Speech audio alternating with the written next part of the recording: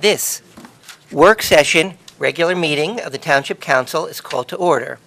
In accordance with Section 5 of the Open Public Meeting Act, Chapter 231, Public Law 1975, be advised that adequate notice of this work session, regular meeting of the Township Council of the Township of Franklin, County of Somerset, was made by the posting on the bulletin board at the municipal complex and transmitted to the officially designated newspapers, a list of dates annually, indicating that this work session regular meeting would take place at the Franklin Township Municipal Complex at 7:00 p.m. on Tuesday, March 25th, 2014. In addition, a copy of this notice is and has been available to the public and is on file in the office of the municipal clerk. Please stand for the Pledge of Allegiance. Remain standing for the invocation, which will be given by Councilman James Vassanella.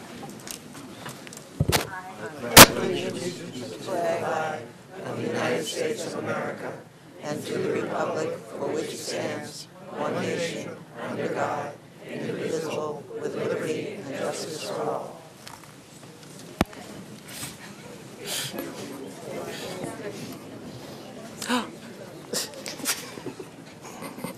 As we gather here today as members of the Township Council, we pray that we are ever mindful of opportunities to render our service to fellow citizens and to our community, keeping in mind always the enduring values of life, exerting our efforts in those areas and on those things upon which future generations can build with confidence.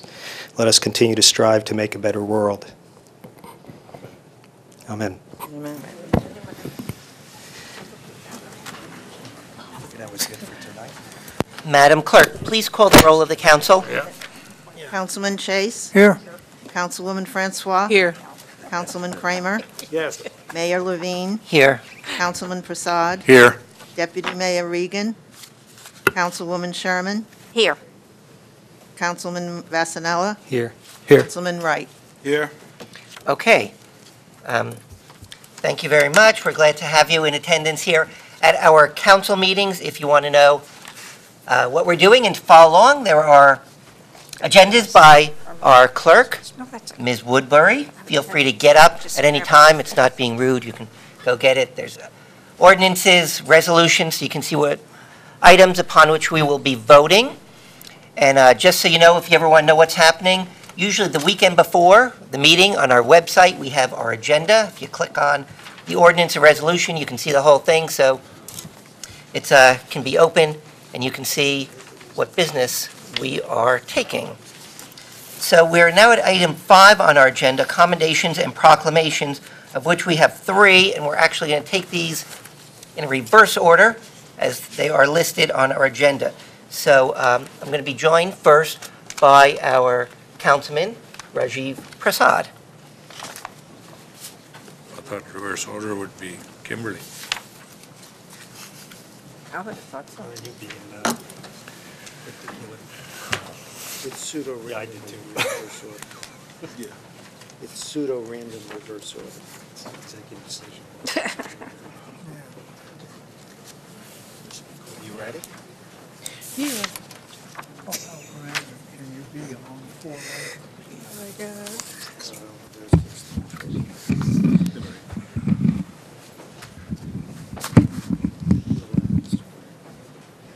I didn't see that last one. There were some people, they left. So we'll take. Yeah. No, it's just 2 people. They left. Okay. So holy, this is a proclamation. Whereas the ancient festival of India, originally known as Holika, was a special rite performed by married women for the happiness and well-being of their families, and whereas the significance of the day has changed with time and has evolved into a socio-cultural, religious, and political festival of the celebration of the joy and the colors of spring, and whereas Holi is celebrated at a time of the year when the fields are in full bloom and people are expecting a good harvest, giving them a good reason to rejoice, make merry, and submerge themselves in the spirit of Holi. And whereas the many legends associated with the festival reassure the people of the power of truth as the moral of all the legends is the ultimate victory of good over evil, including the legend of Lord Krishna, who started the tradition of play with colors by applying color on his beloved Radha. And whereas it is believed that play with colors helps to promote good health and have an important place in maintaining a healthy body that manifests itself in the tradition of applying Holi, which is celebrated by non-Hindus and Hindus alike, helps to bring the society together and strengthen the secular fabric of our country. And therefore, we, Brian D. Levine, Mayor, and Rajiv Prasad, Councilman of the Township of Franklin, County of Somerset, New Jersey, on behalf of the Mayor and the Township Council, do hereby acknowledge the celebration of Holi and encourage all residents of the Township of Franklin to celebrate Holi with various activities and programs to learn about its historical significance. I present this to Mr. Chandrakant Desai and his family and ask him to say a few words about Holi. Thank you very much.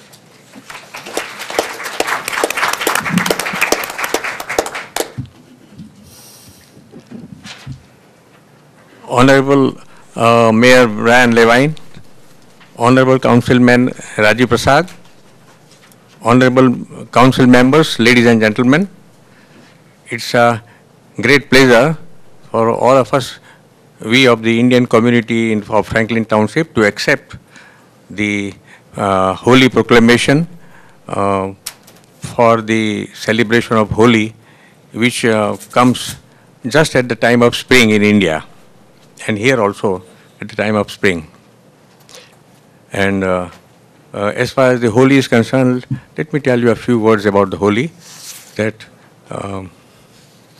it is a kind of, one way we can say that it's a victory of good over the evil. In our ancient scriptures, there was one devotee called Prahlad. He had tremendous faith in God and love of God, and there were people who were against him, and they threw him in fire.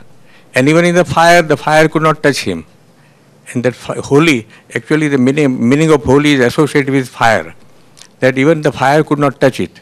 Means the good always survives even the fire, and evil has no way.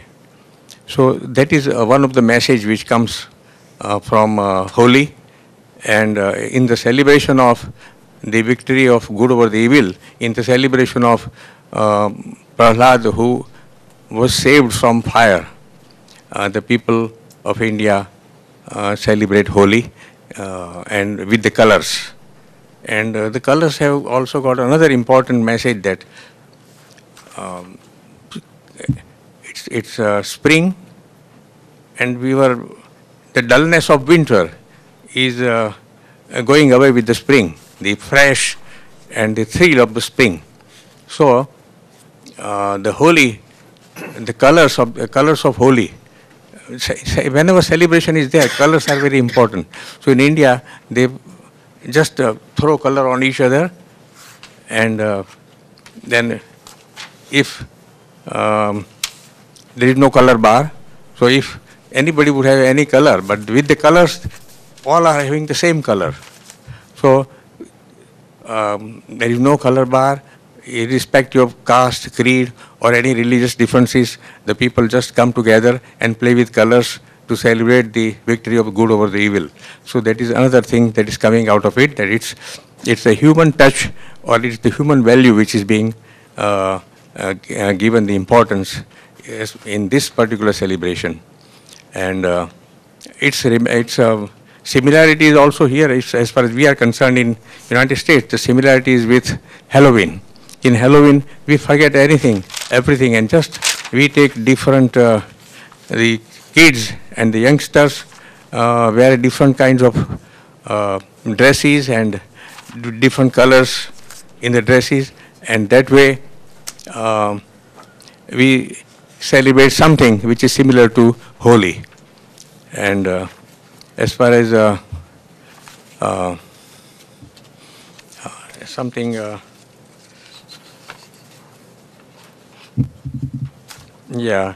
So that's all I can tell you something about the Holi. And in India, just as we greet, we say Happy Holi in our Indian language. So that way I wish you all a very happy Holi celebration. Thank you. Again I thank, last but not the least, I would thank Honorable Mayor Brian Levine and Honorable Rajiv Prasad and all honorable council members who make this happening or who make this celebration every year for all of us, and that gives us a kind of consideration that, you see, we Indians are not neglected as far as our society is concerned. Thank you very much. Thank you. You have some sweets, so please go ahead and give. We have the sweets in celebration. Please accept those sweets. Yeah, start with the council and then you can celebrate.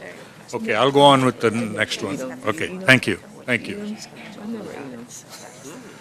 Okay, the next proclamation, please come on up. I don't know what it is. And this really shows the diversity of Franklin. Well,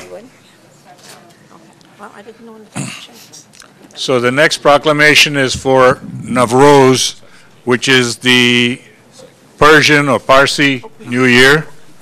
It's also celebrated by the Baha'is as a New Year. And so the proclamation reads, whereas the Parsi New Year, Jamshed-e-Navroz, is celebrated in the first day of the first month of the Shahanshahi calendar, followed by the Zoroastrian faith, and whereas it is named after the Persian ruler Jamshed, in his reign the festival began. Jamshed-e-Navroz is symbolic of rejuvenation and rebirth, and whereas festivities of Navroz begin with cleaning and decorating of homes, where jasmine and roses are primarily used for decoration, as well as other symbolic objects of Navroz. And whereas Parsis visit the first temple, fire temple, for Thanksgiving prayers and offering sandalwood sticks to the fire and offer prayers, and after prayers they greet each other, Sal Mubarak, and exchange gifts. And whereas to signify prosperity, wealth, color, productivity, sweetness, and happiness, it is the custom to lay down a table and place a copy of the Gathas, a lit lamp or a candle, a shallow ceramic plate with sprouted wheat or beans, a small bowl with a silver coin, flowers, painted eggs, sweets, and rose water, and a bowl of water containing a goldfish. And now, therefore, we, Brian D. Levine, Mayor, and Rajiv Prasad, Councilman of the Township of Franklin, County of Somerset, New Jersey, on behalf of the Mayor and the Township Council, do hereby acknowledge the celebration of Navroz and encourage all residents of the Township of Franklin to celebrate Navroz with various activities and programs to learn about its historical significance. So I present this proclamation to Manije Saba. Ms. Saba, would you say a few words about Navroz, please? And thank you. Thank you. Good evening. Nowruz is a celebration of New Year for Iranian and many other. Afghanis do the same. Not Tajikistan, they do the same. And it's the beginning, actually, it's vernal equinox. It's the first day of spring, and actually this year started in New Jersey at 12:57 and 7 seconds in the afternoon. And at that time, as Councilman Prasad said, Iranians celebrate and read, poetry, and some people read the Quran or whatever the religious connection is. They read their holy books and they read poetry and they share sweets, and actually preparation for Nowruz, at least in my family, was about a month. We would feel that the new year is coming, because they were shopping and buying and making clothes and doing all sorts of things, preparing good food, and flowers were all over the place. They bring flowers to the house. And usually somebody would come to the house right after the new year with a basket of flowers to bring the beauty and the new beginning. Actually, Nowruz means the new beginning. It means the new day, and people celebrate. And one of the things that people do in Iran traditionally is after the new year, if it's during the day, because actually every year it changes the time. The time changes about 6 hours. It's different. Sometimes it's 4 o'clock in the morning. Sometimes it's about 8 o'clock at night. And if it's a time that people can go and visit, they start from the most respected and the most wise person in the family. In my family was my grandmother. And people from the community and all the family, the first time they would go there, and usually would take about 2 weeks, the celebration, and people would go to everybody's house. Basically, it's for you to make connections with friends and family and the community, again, and relationship, and also get over some of the problems that existed before. So it's very exciting time. And when people know it, they get really connected to it. I promised last year, and unfortunately, my life was in such a chaos this year, I couldn't do that. But with a new friend, actually Rezvan Razani, who just I met, another Iranian in Somerset, we talked that we are going to have a half-scene, which I'm going to show you. Actually, this is the half-scene that White House is half-scene. They celebrate the table setting of a Persian New Year at the White House. So we are going to set the table right here, so where people see, and also we share the goodies or sweets of Persian New Year. Thank you. And now Rezvan would tell you a few things that I've missed. Okay. Thank you. Excellent. I would just like to share a few fun science facts. You know how New Year's Nowruz starts the same moment all across the planet, because the moment of Nowruz is the moment when the sun crosses the equator, and it's the vernal equinox, the first second. So it's great, everybody at the same instant. And then the haft-scene, haft means 7, and scene is the letter S, so there's 7 things on the table that start with S. And my favorite one is sabzi, which means greens. And then this is the thing, we've moved here from Iran, which is like very desert, except for just this one strip in the north. So we really want to be grateful for all the water you get in New Jersey. Because here for Christmas, you got a big tree, we chop it down, 33 million trees a year. And in Iran, we get a little plate of grass. We're like, okay, yay. So yeah, so it's, different environment, But Happy New Year's to everyone. Have a great year.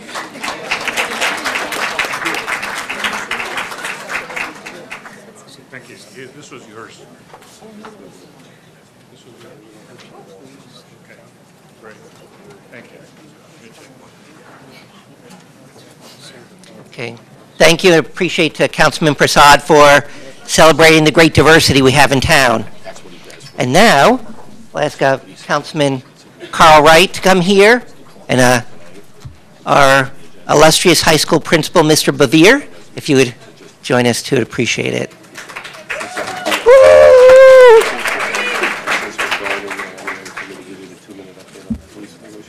Ladies and gentlemen, I'm going to be real quick, okay?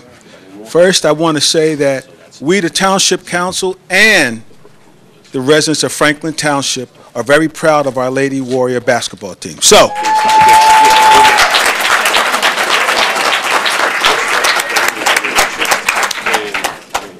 now, I want to bring up the principal as the principal of the high school. Then I want to bring up the coach.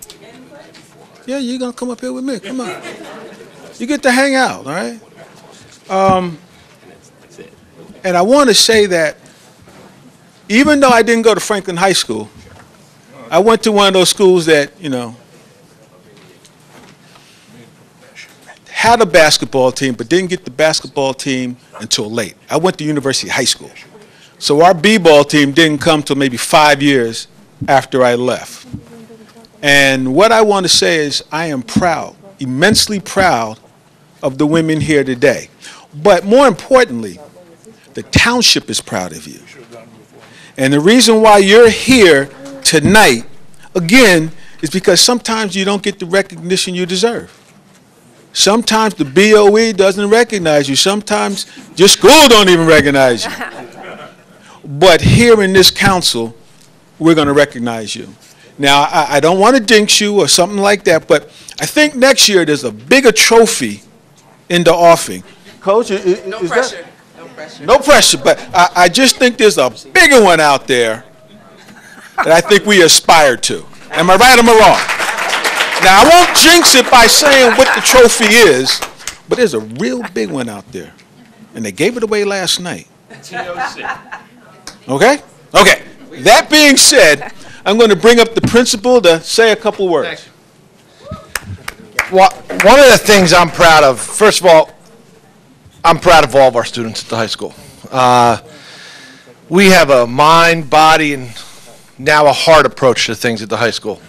Our mind, we've got some of the sharpest students you can find. We've got kids at Princeton, Duke, Columbia, 3 at the academies. So the academics are there. Our high school met all their targets and all their goals laid out academically by the state last year. Only school in the district to do that. And we're proud of our high school kids for that. That's what makes these student athletes even more impressive. We've got a great body. The building is big, beautiful, lots of space, big gymnasiums, great athletic fields. We finished the stadium out back, real big gymnasium. Gorgeous body. What we were missing the last 2 years, I noticed, was a little bit of a soul or a heartbeat. We've won a lot of championships at Franklin. We have. This isn't our first, but this is probably our favorite because of what it did. These young ladies gave us a little taste of what was going to happen when they beat Gill in that early January night soundly. We knew something special was going to happen. We didn't think it was going to happen quite as fast as it did. And they won a state championship on our home floor. And our students stormed the floor, and they hooted and hollered all night. That was a great night for Franklin. But we won more than a state championship that night. We, for the first time, were a true high school. Our kids, from the basketball to the football to the field hockey to the robotics team, we had a sense of pride, and we all let it out on the floor that night. These girls gave Franklin what they were missing, an identity. We traveled to places and won games, and we invited a lot of people into our house and sent them home upset. We were looking for that. And the best part about it all is, we're going to do it again next year. Every one of these girls that were on that floor is back. Not one of them are going. Problem is, now we're the hunted, not the hunters. And you're going to think about that when Coach Taylor has you on the drills. I hear the girls in the hallway talking about how they're getting ready to play in the spring and how they're getting ready to play in the summer. That dedication and commitment doesn't go unnoticed. You brought us together as a high school. You're going to keep us together. The other sports are already talking to me about how can we do what they did. Give me 2 minutes. I can probably. We got to put it on the line for you guys. They got to come to practice every day, and they got to continue to do it in the classroom. Correct. As the high school principal, I can speak for all 2,200 students, 200 staff members. We are proud of you. We filled that gym every night. We cheered our best for you, and we are proud to know that you are the first Group 4 state champions. I'm also proud, and I'm going to turn the program over because this isn't about me. This is about Coach Taylor, Coach of the Year, Coach Taylor. So she can introduce her girls, our champions, to the council. Thank you. It's a little tall, huh? I do the short route. First of all, I just want to say thank you to the girls because it wouldn't have all happened without their commitment, without them showing up every day, without them giving me everything they have. And it all is about them. It's not about me. I appreciate the Coach of the Year, but it's truly, truly about these girls and what they dedicate to the sport. And not only the sport, these girls spend lots of hours in this gym. And when I tell you I'm not easy, I'm not. I drill them, we run, and they will attest to that. But they also keep their focus when it comes to the academics. They know how important that is. They know that it's important to get to that next level. So for the full-out commitment that they put into this, I just want everyone to just give them a round of applause for everything that they do.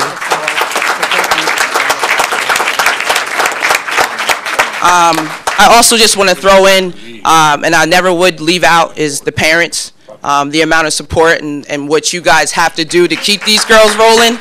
I know it's a lot on you, and I appreciate you for that, and I'm sure the rest of them appreciate you for that as well.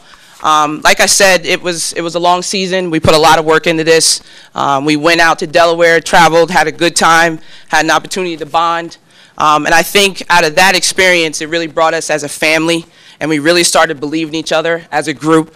And our team's success is really based on how much we all believed in each other. They trusted me, I trusted them, and it just came out to be what it is, which was our state championship. And we fell just a little bit short of getting that county championship. But next year, our focus is getting all three. We're going for everything next year. So thank you, appreciate it. Did you want me? I didn't know if you wanted each girl to come up or. I was just getting everything together. Okay. Okay. Now, what I would like to do is the young ladies should stand up. All of you stand up. Stand up.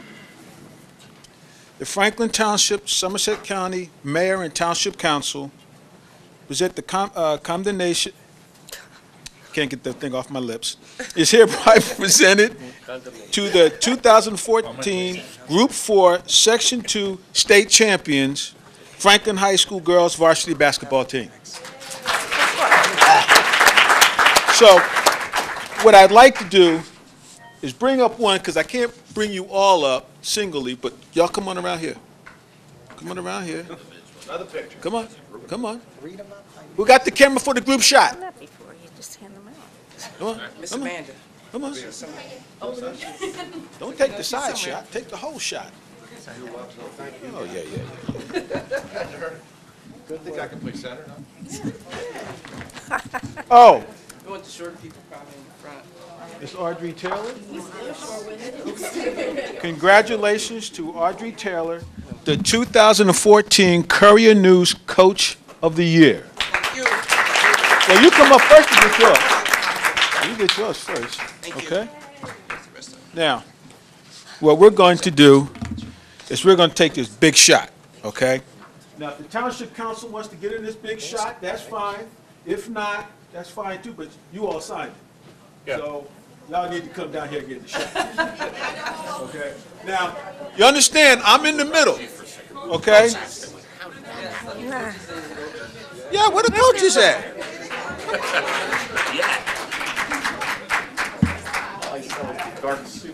We don't like the coaches, so we're going to leave them out. Coaches don't hate me.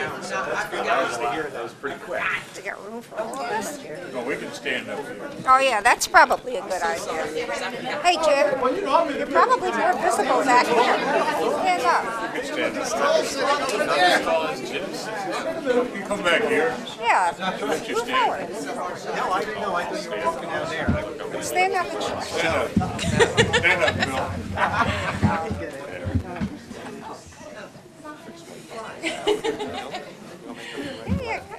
Everybody in there on that shot back there? Yeah, we're here. Maybe you should come around here. Come around here. They can see me right here. Nobody move, please. Say champions. Hold on. All right, just please, one second. Everybody just open this up. Just open one up, open two up. Doesn't matter if your name's not on it, don't worry about it. Open it up and show everybody, okay? All right, just open it up and show everybody. Just open it up, turn it around. There you go. There you go.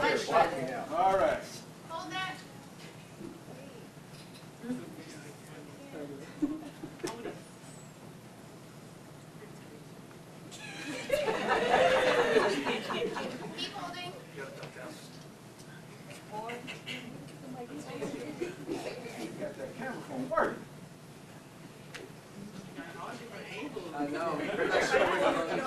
I'm not sure. You just look straight. Hopefully one of you.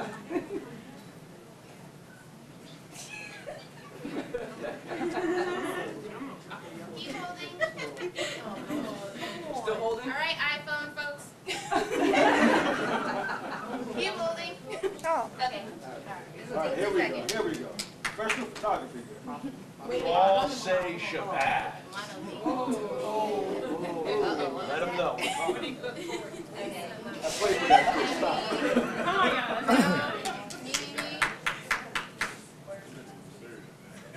Thank you.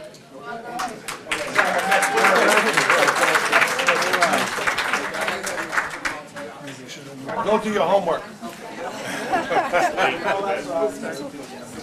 Thanks. You're very welcome. Thank you guys. You're great. Thank you. Thank you. Thank you. Oh. Okay.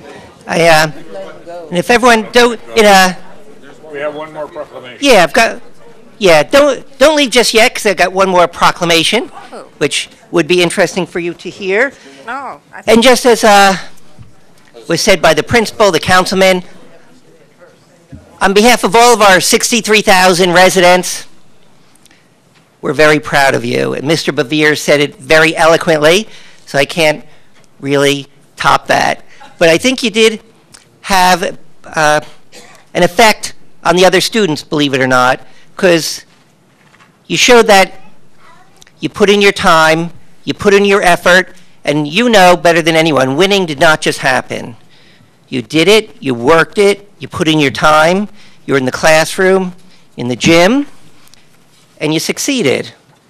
And to me, frankly, the effort sometimes is more important than the success. But I'm glad you had the success there. And as Mr. Bevere said, I think that's going to spur other groups, other students in town. And I'm always proud of our school, and you're our ambassadors in a way, spreading the word about Franklin High School and our school system and how superior and amazing it really is. And I say that from my heart, and you maybe don't know that. I've got a couple daughters in our Franklin Township public school system, so I'm truly vested in what you do. Now our councilwoman, Kimberly Francois. Hello, everybody. I was supposed to do this before you got your commendation, but it's okay because we want you to know that March is Women's History Month. And guess what? You show, you rock, you rock, you rock. We are just so proud of you ladies. You have no idea how great you have represented our community. So we wanted you to hear what Women's History Month should mean to you and what it means to all of us. So I'm going to read the proclamation. Normally I kind of cut through it, but I think you need to hear every word. You've learned a lot of history here tonight, I believe, with some of the other proclamations, but this one is most befitting to you and what you've accomplished today as a team. So it says, whereas American women of every race, class, and ethnic background have made historic contributions to the growth and strength of our nation in countless recorded and unrecorded ways. Whereas American women have played and continue to play a critical economic, cultural, and social role in every sphere of life of the nation by constituting a significant portion of the labor force, working inside and outside of the home. Whereas American women have played a unique role throughout the history of our nation by providing the majority of the volunteer labor force for our nation. And whereas every American woman were particularly important in the establishment of early charitable, philanthropic, and cultural institutions in our nation. And whereas American women of every race, class, and ethnic background served as early leaders in the forefront of every major progressive social change movement. And whereas American women have been leaders not only in securing their own rights of suffrage and equal opportunity, but also in the abolitionist movement, the emancipation movement, the industrial labor movement, the civil rights movement, and all and every other movement, especially the peace movement, which created a more fair and a just society for all. Whereas despite these contributions, the role of the American woman in history has been consistently overlooked and undervalued in the literature, in teaching, and the study of American history. Now, therefore, I, Councilwoman Kimberly Francois, and our Mayor Brian Levine, and the Township Council do hereby proclaim the month of March as National Women's History Month in the Township of Franklin, and we urge the citizens to take this special opportunity to recognize and reflect on the progress made to advance women's equality and to take stock of the challenges facing women today and celebrate the gains made by women in our society and our Franklin High School basketball women's team. Thank you.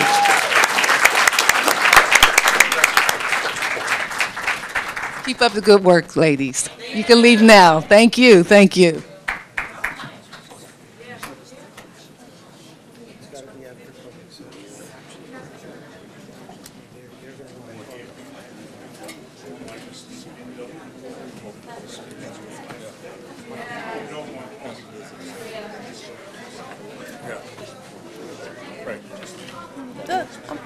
I'm always going in your seat.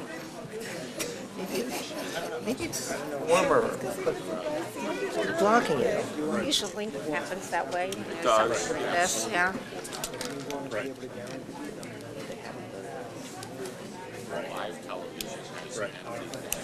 You want to hold on to this? Oh, really? Yeah, you can take it with you. All right, thank you. Yes, that's nice. Thank you. My pleasure. Thanks, too. A much broader audience. I am shocked at how many people watch this. We'd have to be, otherwise I would nominate him again today. Yeah, yeah. Oh, sweetheart, thank you.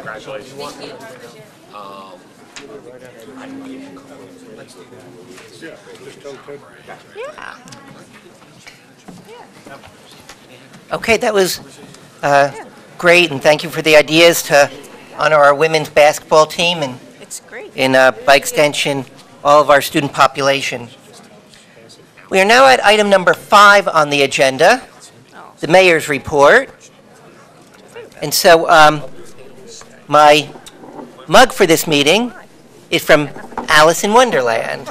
And it's a great children's story, but more importantly, it's a great book by Lewis Carroll. It's a satire, it's a coming-of-age story, it's a political commentary, it's got many themes. So I'm just going to hit on one of them, which is justice. If you remember the portion with the Queen of Hearts, she constantly believes she's above the law, she can make her own rules, and we in public service have to be diligent to always remember we're not above the law, although some of our colleagues in other towns and states think they are. And we try to be open and transparent to do our best. And when we make our decisions, I try to remember Speaker of the House Tip O'Neill, who said his decisions are made first by his conscience, then for his country, then for his district, and last to his party. So hopefully I can aspire to that kind of ideal. So our meetings are generally the second and fourth Tuesdays of the month. Exceptions will be in July, August, and December, when we only have them on the second Tuesday of the month. In a few moments, we're going to get to public discussion after the Deputy Mayor's report, where anyone can speak of anything of a general nature, and I'll certainly let you know when we're there. And then we'll have one ordinance in which you can speak on that in particular. Colloquially, we'll call that the fracking ordinance, but again, I'll let you know when that's here also. Mayor? This direction. Councilman Vasanella. If it's okay with the rest of the council, I would ask that we consider moving ordinance 4054-14, the fracking ordinance, for as soon as possible, perhaps after public discussion. Second it. Okay. Because I believe most of the audience is anxiously awaiting what will hopefully be the passage by council of the ordinance. Okay, so Councilman Vasanella made the motion to move that fracking ordinance, which is 14A on our agenda, to immediately after public discussion in consideration of people who are here and want to see that. So is there any comment or placement? Okay, it's been moved and seconded. All in favor of moving that to, it would be right after item 8, public discussion, please say aye. Aye. Opposed, abstained, motion is carried. Okay, so it's going to be, the meeting's going to be mayor's report, which we're now deputy mayor's report, public discussion, that's a general nature, and then we'll take on what I'm calling the fracking ordinance. But again, when we're there, I'll make it clear that that's where we are. So in a kind of a universal sense for the town, we've touched on this before, for just about everyone, and I'm sure everyone in New Jersey, every municipality, our snow costs were more than usual. We fared a little bit better than most because we had a few dollars socked away for that. But it was a strain like in other places. This is the Northeast. It's winter. We have to expect such things. We should enjoy all of our seasons. Happy spring that's just starting. I was personally honored. I was given this. It's called Prayers That Shaped America. Pastor Brian Miller of Somerset Bible Baptist Church on Cedar Grove Lane. He was in Congress, and this was given out, and he came and gave one to me, my name on it, so I'm honored, and like all of these gifts, I will be sure to read it. Do I disclose that on my financial summary? Yes, please. You're on, okay, just be sure. Okay, as also, as mayor, as I'm sometimes asked, I did a Comcast Newsmaker interview. They used to be broadcast on headline news. That's not so often anymore. It's on their website. Usually I speak about finance and budgets. This one I addressed our police and the fine men and women there. If you want to see it, it's on Comcast.com, something like that. Or I can give out copies also. This, in the next few meetings, we're going to be speaking more on our budget. The budget basically drives most everything in the town. If you have input, we are glad to hear it. Still moving nicely forward on our 4th of July Independence Day celebration, which I think is actually 3rd of July, and raising money from private sector so it doesn't cost the taxpayers. If you need information about us, it's on our website, our new improved website. So you can look there. As I said earlier, you can look at ordinances, resolutions, our agenda, so you know what's happening. You can sign up for email alerts. If anything changes, you can be told about that. And as I usually state, for fun and information, I've got my mayor Facebook and Twitter. You can feel free to tune in on that too. And that covers the mayor's report. So we now go to item number 7, Deputy Mayor's report. Our Deputy Mayor, Brian Regan, is not here. Is there anyone who's... Mr. Mayor, I spoke with Mr. Deputy Mayor Vornhofer. Regan just prior to the meeting. He indicated that he was seen by a physician today. It's not something that needs immediate discussion here, but that he would not be able to attend today due to his physical health, that he hopes to be back for the next council meeting. Okay, thank you, Mr. Vornhofer. Okay, so in a moment, we're going to get to public discussion. I just want to make clear how this works. We're you see a motion and a second to open the meeting for public discussion. At that point, you can discuss anything on your mind. We're glad to hear it. Our policy is everyone can come up for 5 minutes in public discussion, and there's a timer, so when a tone goes off, 3 minutes has elapsed. When you hear multiple tones, that means 5 minutes has elapsed. I ask you to wrap up your thoughts. Per our policy, there's no yielding of time. People come up once per meeting, and please address all your comments to the council. Keep yourself about 3 or 4 inches from the microphone. That way we hear you properly. We're being audio and videotaped, and tape picks it up properly also. After public discussion, which will be general, we're going to get to what I keep colloquially referring to as our fracking ordinance. And at that time, I'll ask if anyone wants to speak, and it'll be on that particular ordinance, and the same basic 5-minute rules apply. And after that, those are the only 2 times this meeting in which people from the audience can speak. We are certainly glad to hear what is on your mind. So then we're going to go, so now we're going to go to item number 8, public discussion. Is there a motion to open the meeting for public discussion? So moved. Second. Moved and seconded. All in favor? Aye. Opposed, abstained, motion is carried. Okay, meeting is open for public discussion on any item of interest. Anyone interested in speaking, please raise your hand. When I recognize you, come to the podium, give us your name and address, please. And just kind of want to be clear. We're glad to hear anything on your mind. Once public discussion is over, we'll move on to hearing. We'll vote and speak on what I keep calling the fracking ordinance. Okay. Mr. Griffin?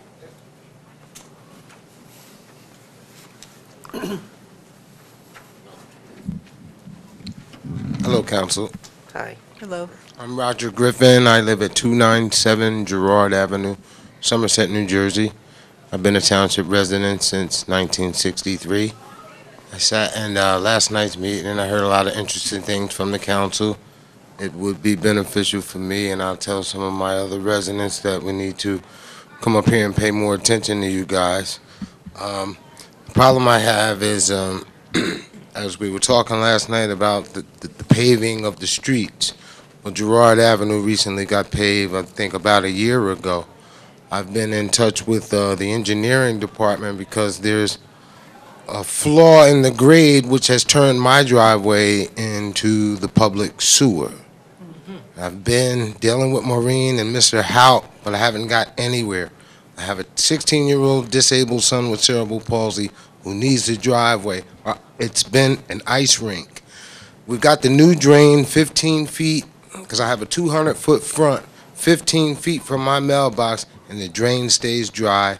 And the 5 subsequent houses on my block, up from Clinton down to that drain, all the recycle and repump water and runoff water, it runs into my driveway as well. The Township Public Works has been on scene. They picked up my sandbags, took them away, and now I'm left with nothing. When the fire department opens the hydrant, Public Works has come and opened the hydrant. When you open the adjacent hydrant across the street from my house, it all runs right into my driveway. It's ruined my outdoor pool table, my sitting area. It's starting to erode the tar surface on my driveway. I need some relief. I think it's a simple fix, but it's due to the height of the road. I've seen every resurfacing of that street since the early 70s. I don't want to make a big issue. I think it's a small fix, but I need some relief. So I don't know who to talk to, so I'm bringing it to council's attention. Okay, I see our You should town talk to manager, me. Mr. Bob Vornlocker, getting his card Here's ready my for you. card. Why don't you give me a call in the morning, okay? And we can get done what we need to get done. Thank you, sir. Other people? Yes. Mr. Levine, and then gentleman. Steve Levine, 171 Stone Manor Drive. I have a quick question for Councilman Prasad. Does the Holy Proclamation mean that all of us in Franklin Township have got to clear the snow from the spring flowers that are blooming? Yes. Yes. If you Yes. can, yeah. Thank you. Good point. You asked for it. Yes.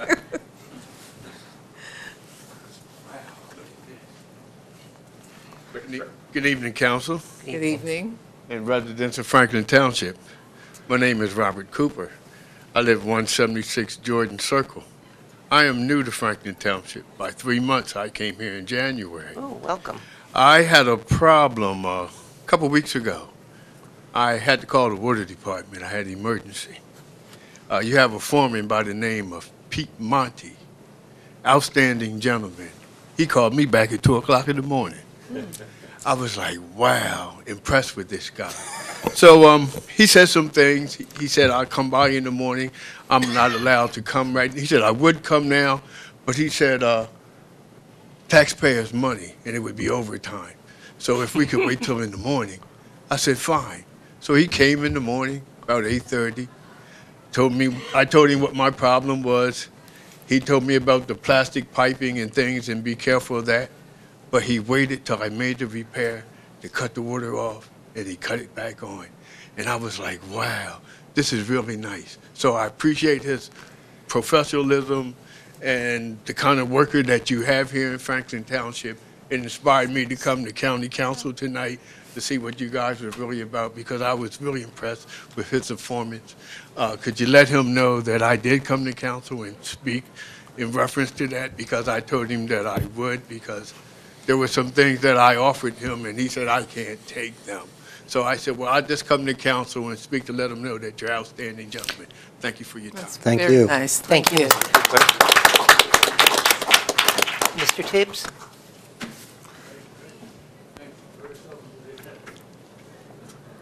I know it, you know it. That's why I had to speak on it. Thank you, sir. I just have a couple. Johnny Tibbs, 25 Parkside. I just have a couple of things I want to run by. First of all, I am complete against any fees that you guys charge for the pool. I understand that you put the money in the budget for the pool, but there was some time $10 fee or something. I want you guys to understand this thing. Somehow the Recreation Department will do anything at all to what's this word I'm looking for? You know, I mean, to not allow the kids to take full participation in the pool. It could be, they have enough restrictions already. Now, you don't need no $10 fee. The only thing a $10 fee do is stop some parents from not putting a child in the pool. So I wish you reject the $10 and keep it like it was last year. If you need any money put in the pool for the $10, you know, put it back in the budget. You know. Mr. Tibbs, I think I'd just like to address that before you get on to your next subject, and we'll give you the time. Yes, sir. All right. The reason for the fee has to do with the funding of the pool and the method by which the township funds it through the Recreation Trust versus funding it from the regular budget. Only fee-based programs can be funded from the trust. And the reason why we look to put this fee on is so that we could expand the pool program this year beyond what it was last year by using trust fund monies. All right. There is also a waiver system that it will be in place for all those people who meet the requirements of the waiver. Now, the truth is, the overwhelming majority, if not all, of the participants at the pool last year, based on our looking over the registrations from last year, qualify for the waiver. Okay. Okay. And I'm going to introduce Mr. Vornlocker. Basically, if someone has a reduced or free lunch in school, they don't pay the fee. And anyone who is in any subsidized housing doesn't pay the fee. And, Mr. Mayor, Yes, I would just like to add, council or the town has been supporting this project. We spent, if you average it out, $21 per visit. So each time a person went in the pool, we essentially spent $21 for them. So we're completely behind this program. Yes, sir. Phil, I understand. What you guys don't seem to understand is this. I agree with your formula of the pool. But any type of restrictions or add bureaucracy, if you will, it only stops parents from using the pool. You know, that's a cultural deficit that we have. And I want you guys to understand, last year I talked to the guys running the pool. There's a lot of kids didn't use the pool last year because of your restrictive policies. And I'll tell you what they are. A lot of times I'll tell you what they are. A lot of the kids didn't use the pool last year that the money was put in the pool for. And because they couldn't get in the pool, because of the parents didn't sign some of the forms, because some of them don't have no parents, and you didn't have the guardians, and there was a lot of things like that you guys, you know, what's his name? Bruce. Bruce understands that. Now, we got into it behind last year so a lot of kids didn't get in the pool last year. So if you start adding on more bureaucracy, I'm only saying that a lot of kids won't be able to use the pool. And we'll be on top of it, and I hope for the best. That's all I'm saying. And I know you guys don't understand like that, but another thing, we're ready now for the garden, Councilman Chase. We're ready now. They asked me again today. They would ask that we need your assistance into moving that stump, and they also need some dirt, manure, and so forth, so they can get started. They asked me before I came up here. I appreciate that very much. If you can get on that, I can go back and take that to them. That's done. Of course, Kimberly, I'm always, it's getting to be almost April now. And thank God we didn't have no murders last year or anything really, really bad, devastating that happened in the community. And, things that didn't happen, they didn't happen, But this year, again, we're looking for any kind of money that you guys, the Business Association, or anybody else can come up with in terms of I could put some of these kids some money in their pockets during the summer just so they won't get in trouble. I appreciate it. I'm looking for it. I'm trying to get some other people looking for money for the kids, some of the summer kids. The county, will not initiate a program for the kids, even though they had the kids every year. Every year I was at SCAP. They always had money down here for the kids every summer. But nobody has taken the initiative to go get that money and bring it. I don't know if you have the money to the housing authority or whomever entity you have the money to, but we need that money again. We got it way last year. Another year's coming. And every year you see me come up here, I ask the same thing. Every year, every year, every year. Okay. Thank God ain't nothing bad happened. What money from the county? The county has a summer program that they funnel the money down here in Franklin Township. SCAP ran part of it. I ran it the housing authority one time. And what they do is they pay the kids for the summer to work in all of the township, they have a township government, some of their departments, and other social service agencies. They put those kids in those departments, places to work during the summer. And they make money for the summer. It's only stipends, you know what I mean, for the summer, and do the whole summer. And that keeps them working during the whole summer and making a little money for the kids that have school clothes and so forth. Nobody can do it. The SCAP don't do that no more. Yeah. I think at one point the program that those monies dried up at some point. No. The county's got it. All you got to do is ask for it. We'll find out. And demand it. That's all you got to do. We used to demand it because we would SCAP. We would demand things. They would bring it down here. Nobody now is, if you don't ask the county for nothing, they ain't going to give you nothing. You know what I'm saying? Okay.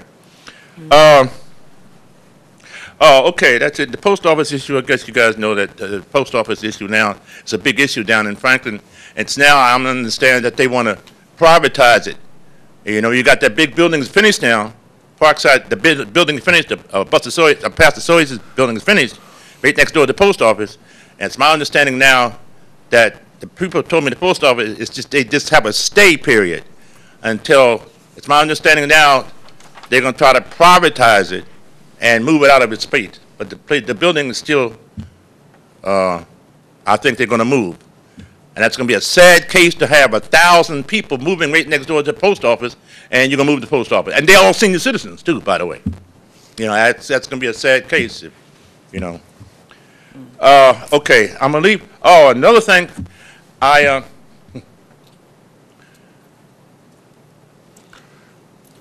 physically support the non-ban on fracking, but I will not, I'm going to abstain because of my relationship with Mr. Walker.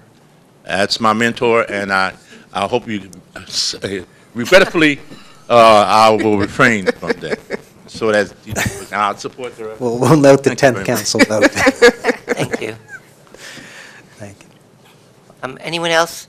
Items of a general nature? Yes, Ms. Saba? Good evening again. Manija Saba, 146 Emerson. And first of all, thank you, Councilwoman Francois, talking about Women History Month again. It's important, but at the same time, I want us to know, and I want to remember everybody, that American women particularly are under attack again. Not that they ever stopped. The right-wing reactionaries that I don't know where these people are coming from, how they can be living in maybe second century or whatever it is, but they are under attack. And if you know, today the Supreme Court was talking about the hearing a corporation who wants to deny women's health care through Affordable Care Act. We really need, I think we may need a resolution at some time for at least our state to start declaring that this nonsense has to stop. The most, I come from a theocracy. They don't have this discussion. Even in Iran, under theocracy, if women's life is in danger and the woman is pregnant, the woman's life is saved and the pregnancy is ended. No question, no discussion. And we have never had freedom of choice in Iran, under previous regime or this regime. But still, that is understood. Live human beings are valuable. Live women are valuable and not so disrespected as they are in this country at every turn. How is it in 21st century, we have to be constantly in the court to defend our basic right to our bodily integrity. And that's so important that we are vigilant about protecting women's life. All of our mothers, no matter who we are, we had mothers. And we have daughters, and we have nieces, and all that. Not at the expense of men, but in defense of women for themselves as they are. The other issue that I have promised to remind you all the time is drone. I haven't heard from comments about drones from this council for past at least 3 times that I've talked about it, and I would like to hear what you are thinking and what you have, what you are thinking about it. I have created a list of all opinion in New Jersey and also and the regulations and what is happening behind drones at the United States level, so we can be aware and discuss it, and if it comes. And as I have reminded you that we are among the 6 states in the country that are test cases, and drones are going to be used in New Jersey. But we want to be aware what these are being used, where are they going to be used, and for what purposes, and they are done, not what federal government is doing, like, intruding in all of our privacies in every which way they can, and they have been lying to us for decades and decades. Thanks for that. Last and not least, the most very close to me, and to all of you, I think, at this point, is the drone, is the hydraulic fracturing. I thank you very much for seeing that many sympathies here all the time we have talked. And I remind you, everybody, that, as you know, you passed 2 resolutions already against hydraulic fracturing in Township. But this is an ordinance that we need to pass, and I encourage you all to vote for it and pass it, so we can be the first one in Somerset. Maybe we can start actively in the county as a whole to get our county, because our county is behind Middlesex. And I really believe, I have been to some of the council meetings in Middlesex and other things in Middlesex. None of them has the quality of the Somerset Township in terms of what we just heard from one of the township residents and also from the council. I really appreciate this council, and I have a lot of respect for all of you. And I really would like us to see that not only tonight we pass this, but you do something, and we would help you, the resident would help you to get Somerset to be another one who passes the resolution, brings the one ordinance. Thank you very much. Okay, thank you. Anyone else, anything? General, Ms. Nelson. There is a public hearing on frack. Okay. How's the frack mobile? Yeah. And I'll just remind you that also in a moment we're going to get to the public hearing on fracking, and then we'll. Oh, it is this. Then I should go sit down for frack. Just because we'll have the specifically devoted to it, so we don't. And that'll be. Anyone else things of a general nature? See no one come forward, Mayor. A motion to close the public portion of the meeting? Seconded. Seconded. Okay, moved and seconded. All in favor? Aye. Aye. Opposed, abstained, motion is carried. Okay, now if you have an agenda, as was moved and seconded before, item 14A, ordinance 4054-14 is going to be heard next, and I'll give you the specifics on the public hearing and our vote. So this is item 14A on our agenda, which we are now doing after item number 8. After this, we'll revert back to the agenda. It's ordinance number 4054-14, an ordinance amending the code of the Township of Franklin, County of Somerset, State of New Jersey, more particularly Chapter 278, quarrying and blasting, with the addition of a new section 278-11 prohibiting hydraulic fracturing. Basically, the thrust of the ordinance is to ban hydraulic fracturing, or fracking, as known within Franklin Township. The Township Attorney has approved the affidavit of publication, and a public hearing is in order. So there's a motion to open the meeting for a public hearing on this ordinance. So moved. Seconded. Moved and seconded. All in favor? Aye. Opposed? Abstained? Motion is carried.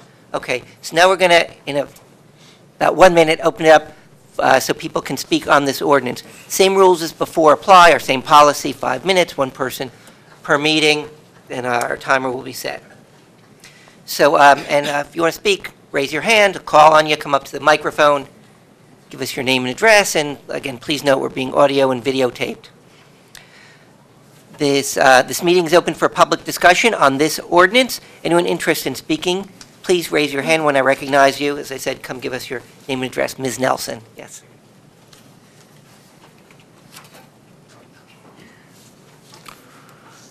Thank you, Town Council. As you may know, I don't live here anymore. I'm currently staying in Sussex, up near Blairstown, which is in the Delaware River watershed. And so I'm continuing to publicize the need to keep fracking out of the Delaware River by living up there and enjoying the tributaries and the mountains and so forth up there. Occasionally I do come across farmers who are convinced that it's okay to frack, and some of them live in New Jersey and have land in Pennsylvania. And I've talked to a couple of them. Some won't talk to you when they see my car. But I'm afraid that what they don't see as absentee landlords is all of the effects of the impacts that residents of Pennsylvania have to deal with. The lights, the drilling, the fracking, the noise, the vibration, the truck traffic, and so on, not to mention the fact that the industry is allowed to store whatever it digs out on their land. And many people are finding that waste has been dumped on their land and covered over with wood chips. And I wonder if all of the absentee landlords know really what's going on, or whether they'll find out someday. Some mention the royalties. Maybe they're getting good royalties up to a point.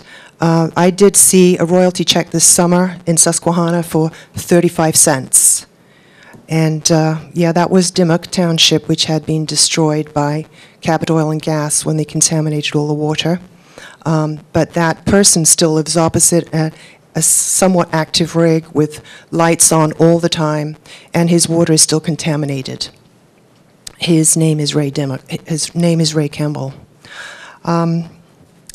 So recently, you might have seen Chesapeake Oil has been in the news. They were one of the most predatory groups, still in business because recently they're in court. They're going to be in court because of bilking the royalties of the people, the farmers that they were drilling, to the tune of 94% of those landowners' royalties, leaving some of those farmers with the double problem. They're poor again. Maybe they started to pay off some of their mortgages, but now they're back to the beginning. Only their land is got this huge, multiple football-sized field of gravel on it, with pipes, with condensate tanks, with emissions of all kinds, and they've given up their cattle. They've got to find a way to start farming again to make a living. So I guess that's my time. 2 minutes? Okay, so on our big trip, I'm happy to say we learned a lot. The car attracted a lot of attention. We didn't really have to make appointments. So we were exposed to all kinds of opinions, positive and negative. We met workers who'd been injured in the fracking industry, including the Bakken Shale.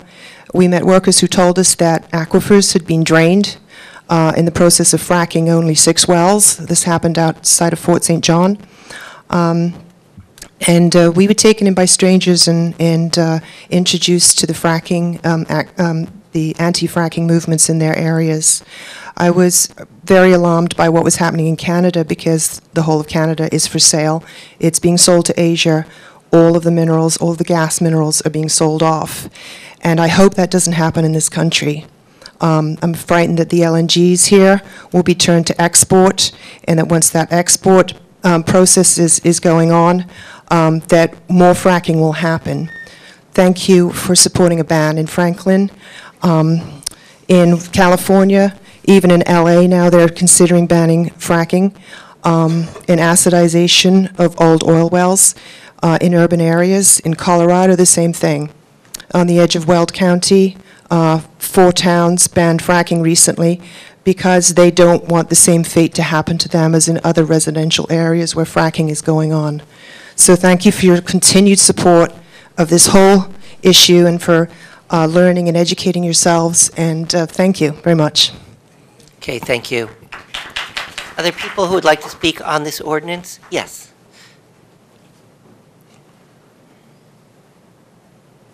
Good evening. My name is Mary Ann Walker. My address is 15 Civic Center Drive, East Brunswick.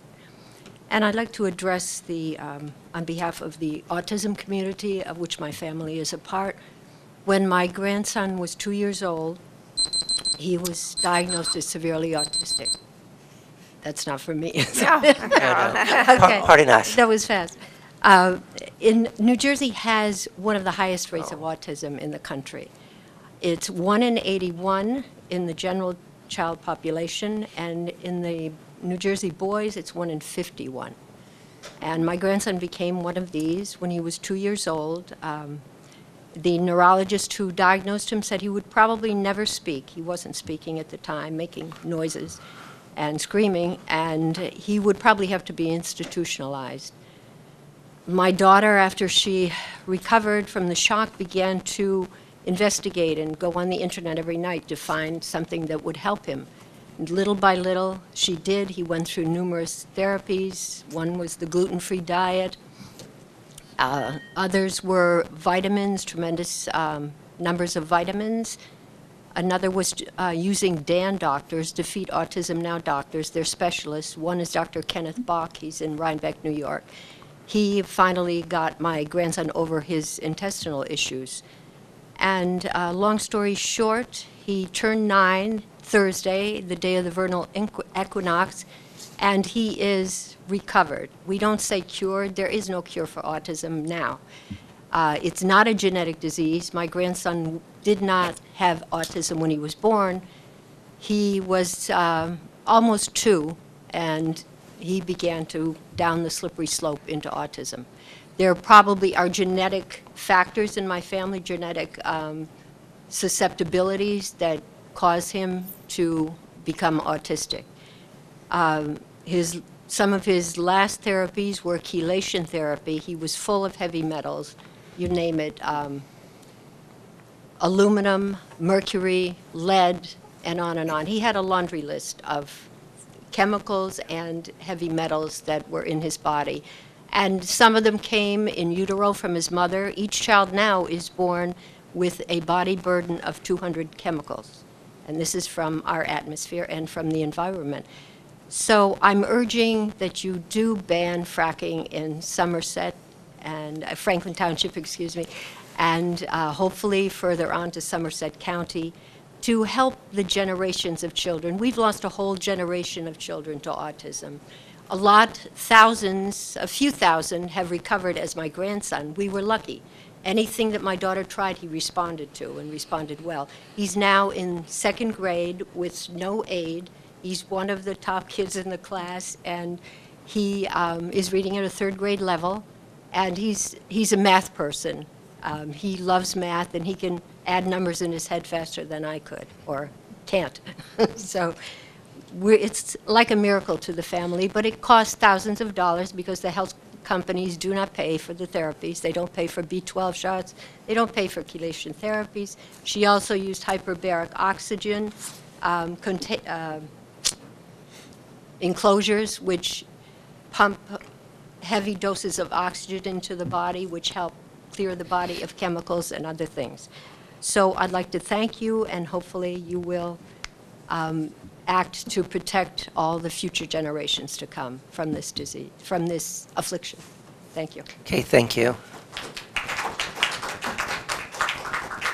Anyone else want to speak on this ordinance? Yes. Yeah. Mr. Levine? Steve Levine, 171 Stone Manor Drive.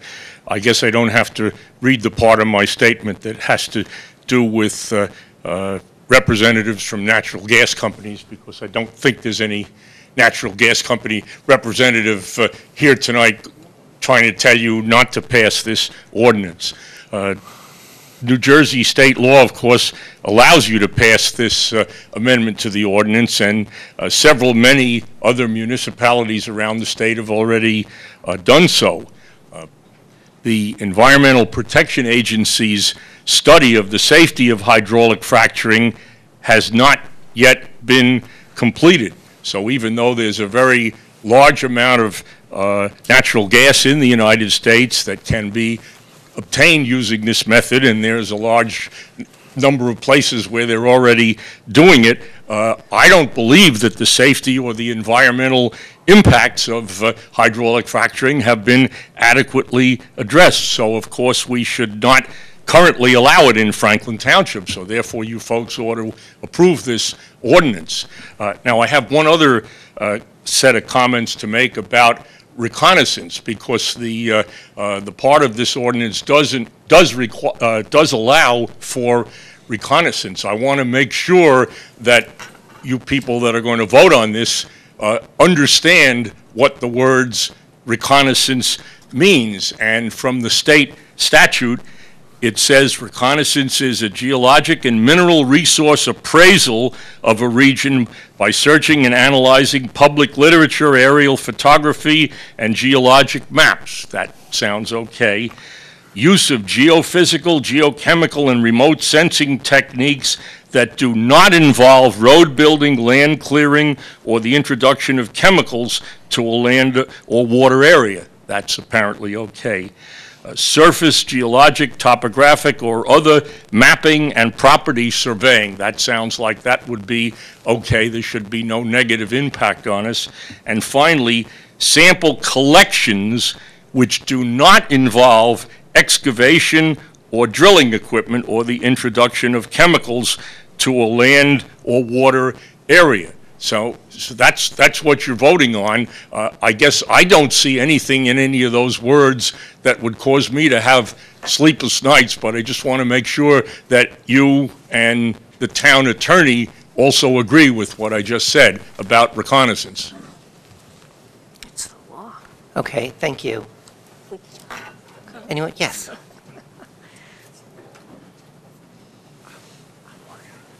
Hi there.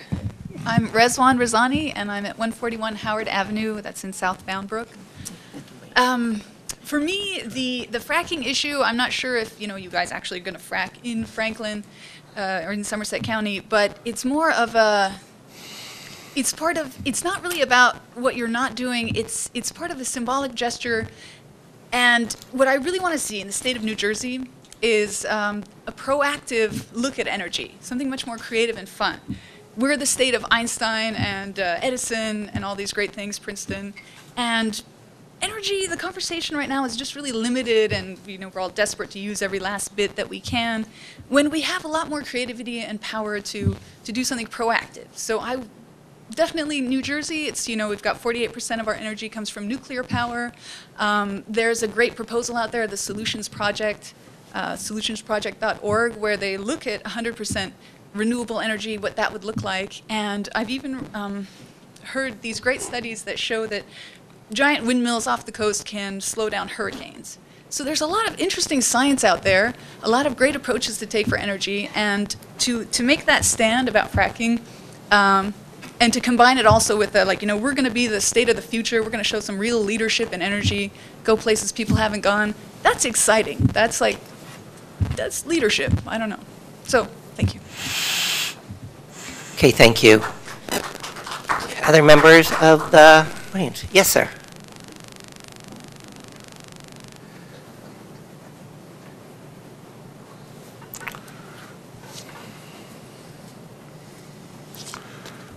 Hi, good evening. My name is Robert Scottapane. I live at 209 Onazuka Court in Franklin Township. And I just want to say I'm very excited that the council's taken up this issue. It's a very important issue that really needs to be addressed. I have heard people say they don't see any possibility that fracking will ever come to New Jersey. But I don't see why it wouldn't. It's just a matter of time. Right now, industry is going after all the low-hanging fruit. Eventually, the technology will be there for them to go after even more difficult to extract areas. So it is definitely a threat that we have to take seriously. We all know that the federal government put next to no regulations in place when they gave industry the go-ahead to do fracking. So since the federal government failed to do their job, it just falls upon the local towns to take up the slack. So again, thank you for taking up this resolution, and I hope you vote positively on it. Thank you. Okay, thank you. Anyone else who hasn't spoken? Ms. Powell?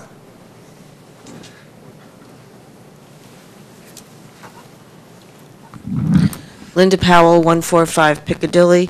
I just want to say a couple things. First of all, I am glad that the council is letting us speak on this tonight.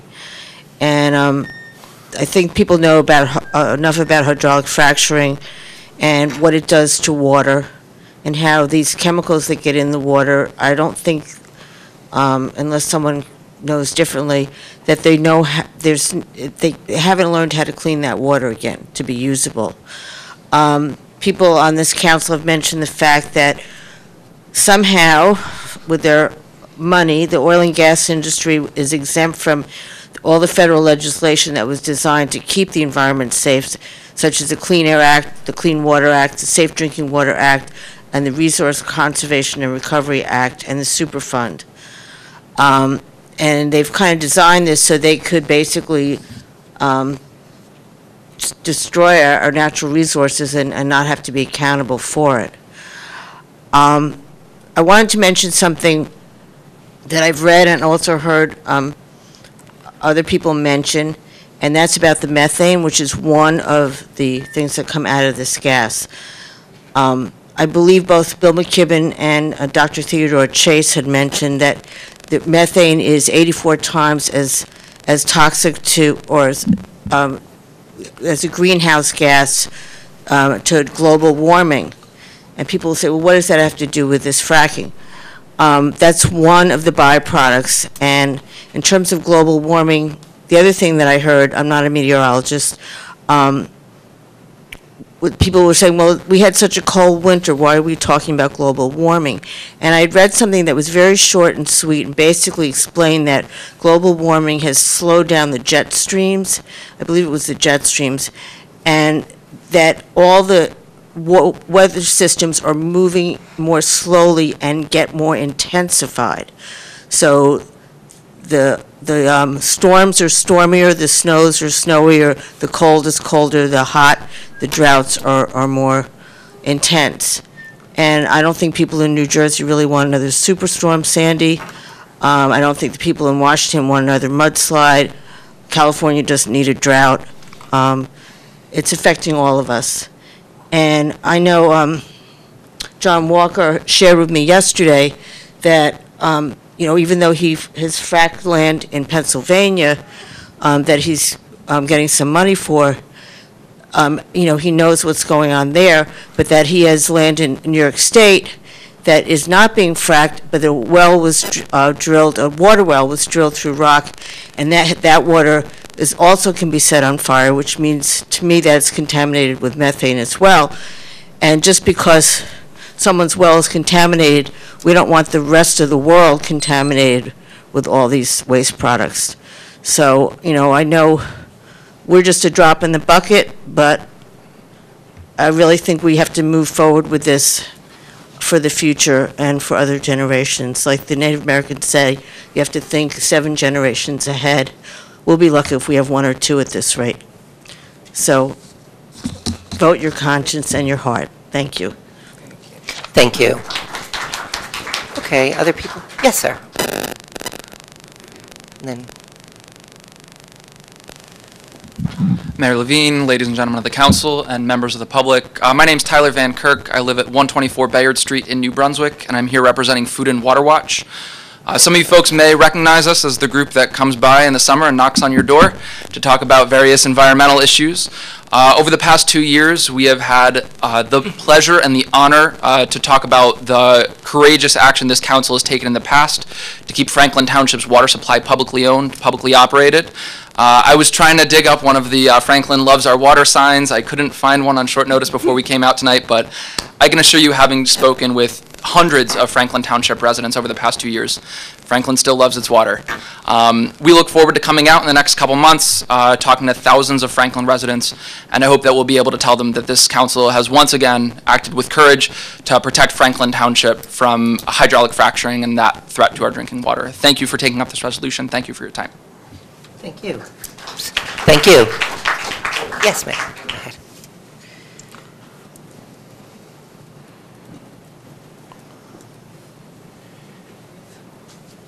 Bernadette Marr, 4 Norris Road here in Somerset. I just wanted to thank you for considering this ordinance, and I wanted to urge you to pass it tonight, please.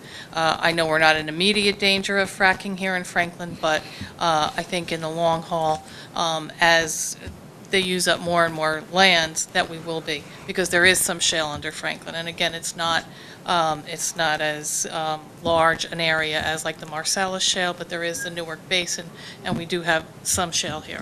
So I think in the long run, when all the larger sources run out, that's when they might begin looking to other areas. And I do want you to pass this ordinance. Thank you. Okay, thank you. Anyone else who has not spoken? Mr. Walker?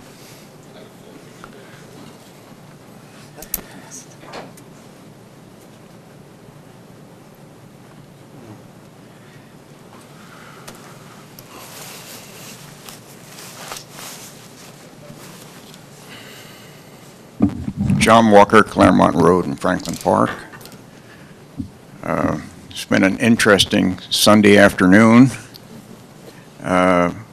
watching our latest anti-fracking movie, second one produced by Josh Fox. Yeah. Yeah. Forgot his name. Anyway, all right, there's some very good comments tonight made by almost everybody. I've had a different experience with fracking. I actually consider myself very fortunate and very lucky to have a situation where my wife and I had just bought 10 acres of waterfront property on a pristine 30-acre former reservoir, no less.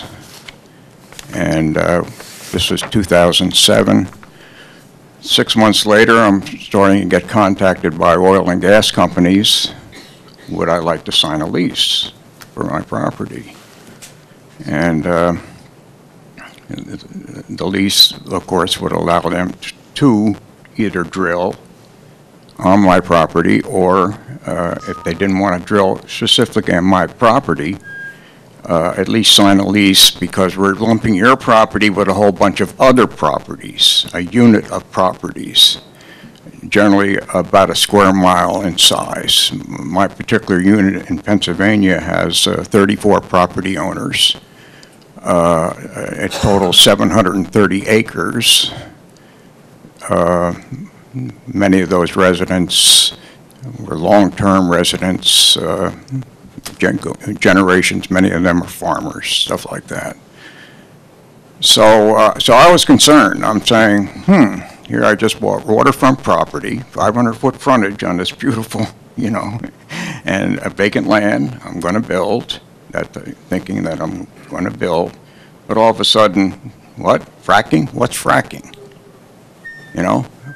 Well, I blame the oil companies, actually the oil and gas companies, for not making a better case for fracking. They've really done an inadequate job. And I mean, there's parts in New York State where I'm active and have made presentations before councils up there where towns have wanted to ban fracking, and many of them have in New York State.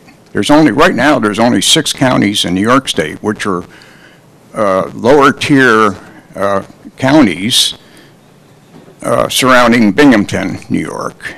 And but it's the whole hysteria of anti-fracking up there is really caught on. and they don't allow, there's been a 4-year moratorium on any type of drilling or fracking or anything else up there anyway. It's only 6 counties out of what? New York has 55 counties, you know. So my point is, thinking about Franklin Township, you're actually, because based on my experience in Pennsylvania, which has been very favorable, it's another pension payment, you know, every month. In fact, I have 2 wells serving my property, and I get 2 separate checks. Both wells drilled by Chesapeake. Someone mentioned Chesapeake Energy. Chesapeake sold a 50% interest in one of the wells, so there's 2 separate companies. Those 2 wells, in fact, I just got production figures today. There's a newspaper published. And my 2 wells are among the top 100 wells in the country in daily production of natural gas. This is what's happening in the Marcellus. The average commercial gas well in this country produces about 1 million cubic feet of natural gas a day. In Pennsylvania, in my particular area, which is central Susquehanna County, right next to Dimmock, where they light the faucets on fire, my township shares a border with Dimmock. Same geology, same everything. I won't go into the lighting the faucet things, but it's a natural occurrence. I have another property with a well in New York State. That well is 20 feet deep. There are no wells anywhere near it, fracked or drilled or anything else, and I can light my faucet on fire. It's a natural occurrence up there. My well, even though it's 20 feet deep, it's not cased. It's drilled in bedrock. There's fractured bedrock, which means there are chances of other substances getting into the well water. And Mr. Walker, if you can wrap up your thoughts. Okay, so the point I'm trying to make is you're not being told the full story of fracking. Pennsylvania alone now produces 20% of the natural gas in this country, produced last year, 20%. Over 3 trillion feet of natural gas last year. So it is a process, it's working, it's successful, it's also evolving. Okay, thanks. So what I'm saying to you is, well, you might someday regret banning fracking because it's benefiting a lot of towns around the country. So thanks for your time. Appreciate it very much. Appreciate it. Okay. Yes, sir.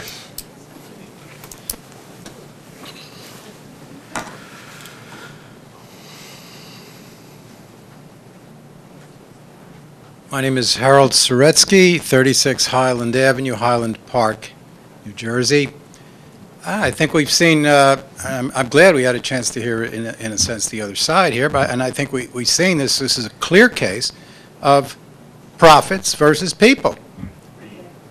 And I don't know what more there is to say on that. If you know, the bottom line is what counts, and health of children, people in general, whatever is secondary, then fracking's a great thing. But if health, the future of generations to come is is of greater importance, then I urge you to to pass this resolution to ban fracking. Okay, thank you. Anyone else who hasn't spoken on this ordinance wish to speak? Mr. Mayor, Yes, Councilwoman if there's Sherman? no one from the audience, I do have a letter from Congressman Rush Holt. Good. And I assume that if he were here in the audience, he would be able to get up and speak now, or a representative from his organization. So I wonder whether I might read his letter. Do you want to wait till we see if... Shall we do it now, or when? When we come to our discussion, is that okay? That's Unless fine. someone else there. That way we can see if anyone else wants to come on up. Seeing no one else looking to come forward, a motion we close the public portion of the hearing on this ordinance. Second it. Okay, moved and seconded to close public discussion. All in favor? Aye. Opposed, abstained, motion is carried. Okay, now we're going to, here's the procedure. If there's a motion and a second for the ordinance, we're going to do that. Then there's going to be a council discussion amongst us. When that's concluded, we'll have a vote on it. So, is there a motion for final passage of the ordinance and publication in accordance with law? So moved. Second it. I'll give that a move and seconded. Okay, so Councilwoman Sherman, we'll go to you first. All right, thank you. I did want to separate Congressman Holt's comments from my comments, and I'll figure out how to do that. So I won't read all of his letter. It's quite lengthy, but I will read the highlights. Just as an introduction, most of us know Congressman Holt, recognize his expertise, and have a great deal of respect for him. So I don't need to tell you that when Congressman Holt speaks, people listen, and listen very closely. Thank you for contacting me about fracking. I'm writing to share with you my views on fracking, both as a national issue and as it relates to New Jersey. My position on fracking has been very well established through my work in the House of Representatives, particularly serving as the ranking member of the House National Resource Committee Energy and Mineral Resource Subcommittee, which oversees oil and gas development on public land and offshore. For many, even here in Congress, where the issue has been hotly debated, the risks associated with fracking are unknown or poorly understood. I support a moratorium on fracking in new areas, at least until the science and regulations catch up with the practice. Fracking, short for hydraulic fracturing, is a drilling process that involves shattering the ground with millions of gallons of water, sand, and an undisclosed mixture of toxic chemicals. The byproducts of this process can leach into the soil, into the air, and into the water we drink. Most people have taken for granted that given the large-scale expansion of fracking in recent years, the process must have passed some kind of government and scientific muster. But in truth, the headlong rush into fracking has not been matched by improvements in federal regulations or in our understanding of the science. In fact, an amendment that I strongly opposed was added to a Bush-era law exempting the process of hydraulic fracturing from compliance with the Safe Drinking Water Act. There are also several other fracking loopholes that allow the practice to avoid compliance with other federal environmental laws.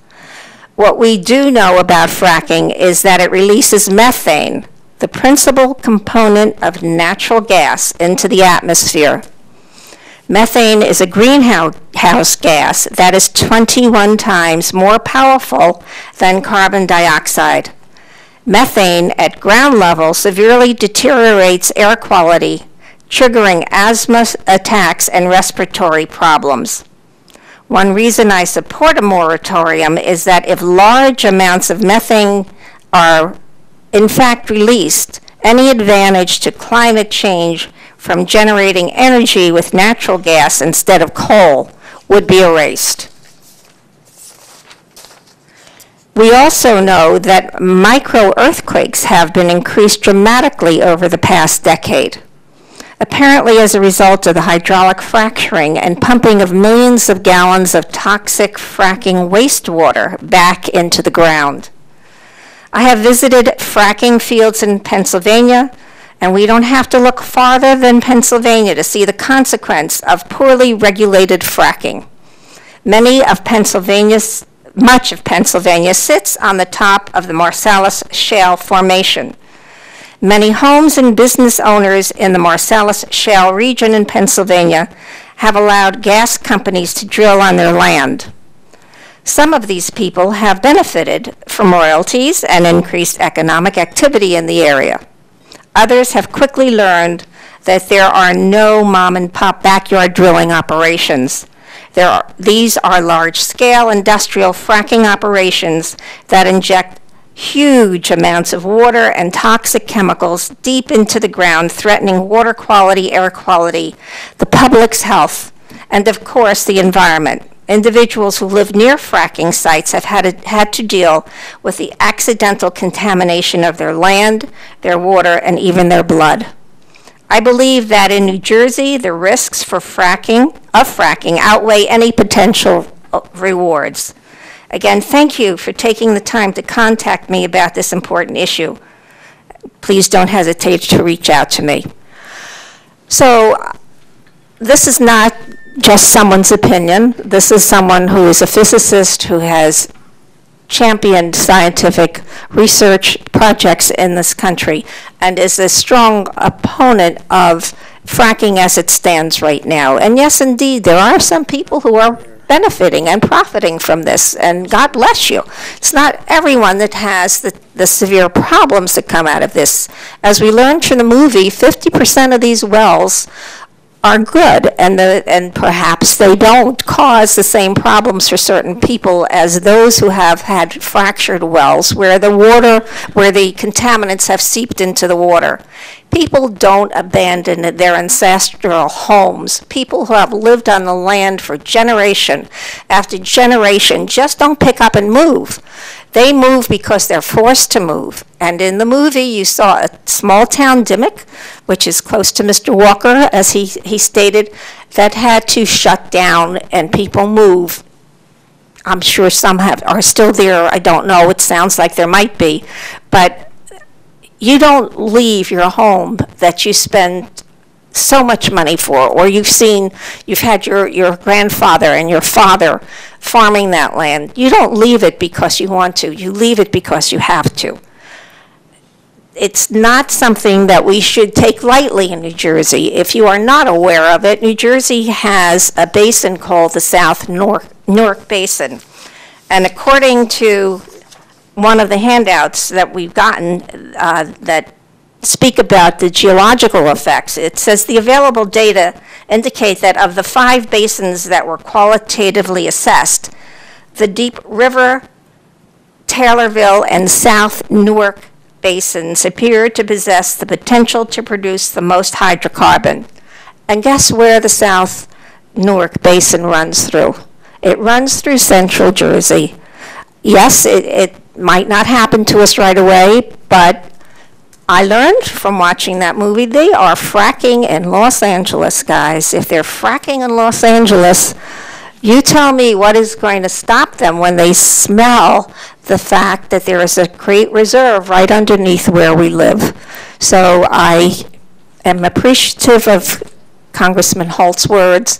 I'm appreciative of the people who came here and what they've done to make awareness more accessible to people who live here. I know I was there on Sunday. Councilwoman Francois was there on Sunday. And I can only tell you, I was appalled. I really was. As much as I thought I knew, I found out a great deal more, and I cry for my country. Thank you. Okay, thank you. Anyone else on the council wish to speak on this issue? Yeah. Sure. Oh, Councilman Kramer? Thank you. The gentleman who spoke after Mr. Walker was very respectful, and I appreciate his words. I just want to speak a little bit about Mr. Walker.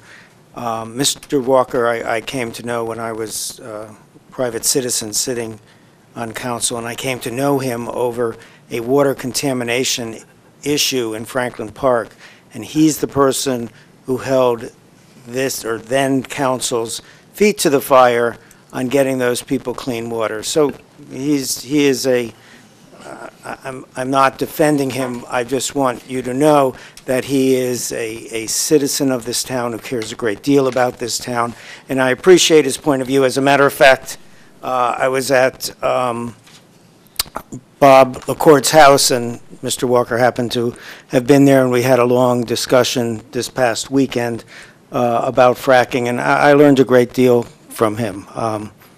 He didn't convince me, but I do know some more facts that I didn't know before, and those will be useful. As I stated before, I'm not deciding about fracking around the country. I'm deciding about fracking here in Franklin. And what I had a discussion with someone on council about this. I am concerned about something that happened during the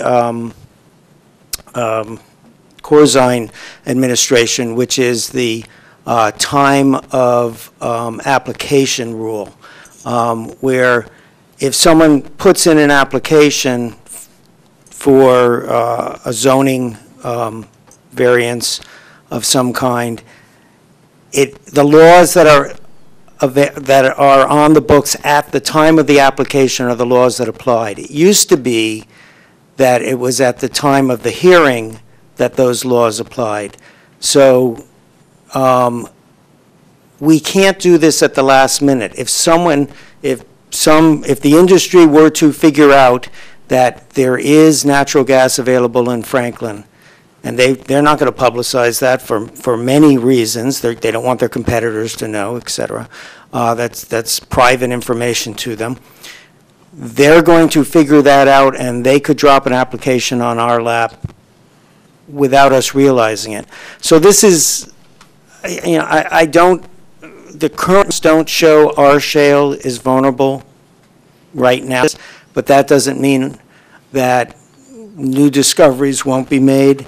And I think this is very cheap insurance because, as I stated before, I can't think of a place in Franklin where I would want there to be fracking. So that is why I will, unless someone convinces me in the next 2 minutes, I will be voting in favor of the ordinance. Thank you. Okay. Anyone else? Councilman Vasanella? Real quickly, and thanks, Councilman Kramer, for bringing that up. I was going to mention a couple words of Mr. Walker myself, because I know people over here on this side of the room that are obviously have spoken strongly in favor of passing this ordinance, are involved in a lot of issues. And I think every issue deserves a forum for all views. And one other little known fact, or maybe not little known, but Mr. Walker, many years ago, before community gardens were, hate to use the word chic or the in thing, to no benefit of his own, I remember going to Neiman Williams Park when I think him, myself, a handful of people on the Environmental Commission were pushing to get a few $1,000s to start what now has evolved into, and it's still evolving more. I mean, it's still got a long way to go, but evolving into one of, I think, the best initiatives we've done in this town for a lot of reasons. But my point is, we can have differences of opinions, but where we do find common ground, we can move mountains, so to speak. So I just wanted to point out that, and maybe the program would have happened anyway, but I know the time that he put in out there in the field, literally trying to figure out the best way to make this happen for residents to become more in touch with their environment and self-sustaining approaches to life. I just wanted to mention that. And I won't repeat, but I have similar feelings to the ones Councilman Kramer just put out about thoughts on, opinions on fracking. Thank you. Okay, thank you. Other, Councilman Prasad? No, I just want to ditto what Councilman Kramer and Mr. Vasanella said. I was supportive of the first two resolutions, and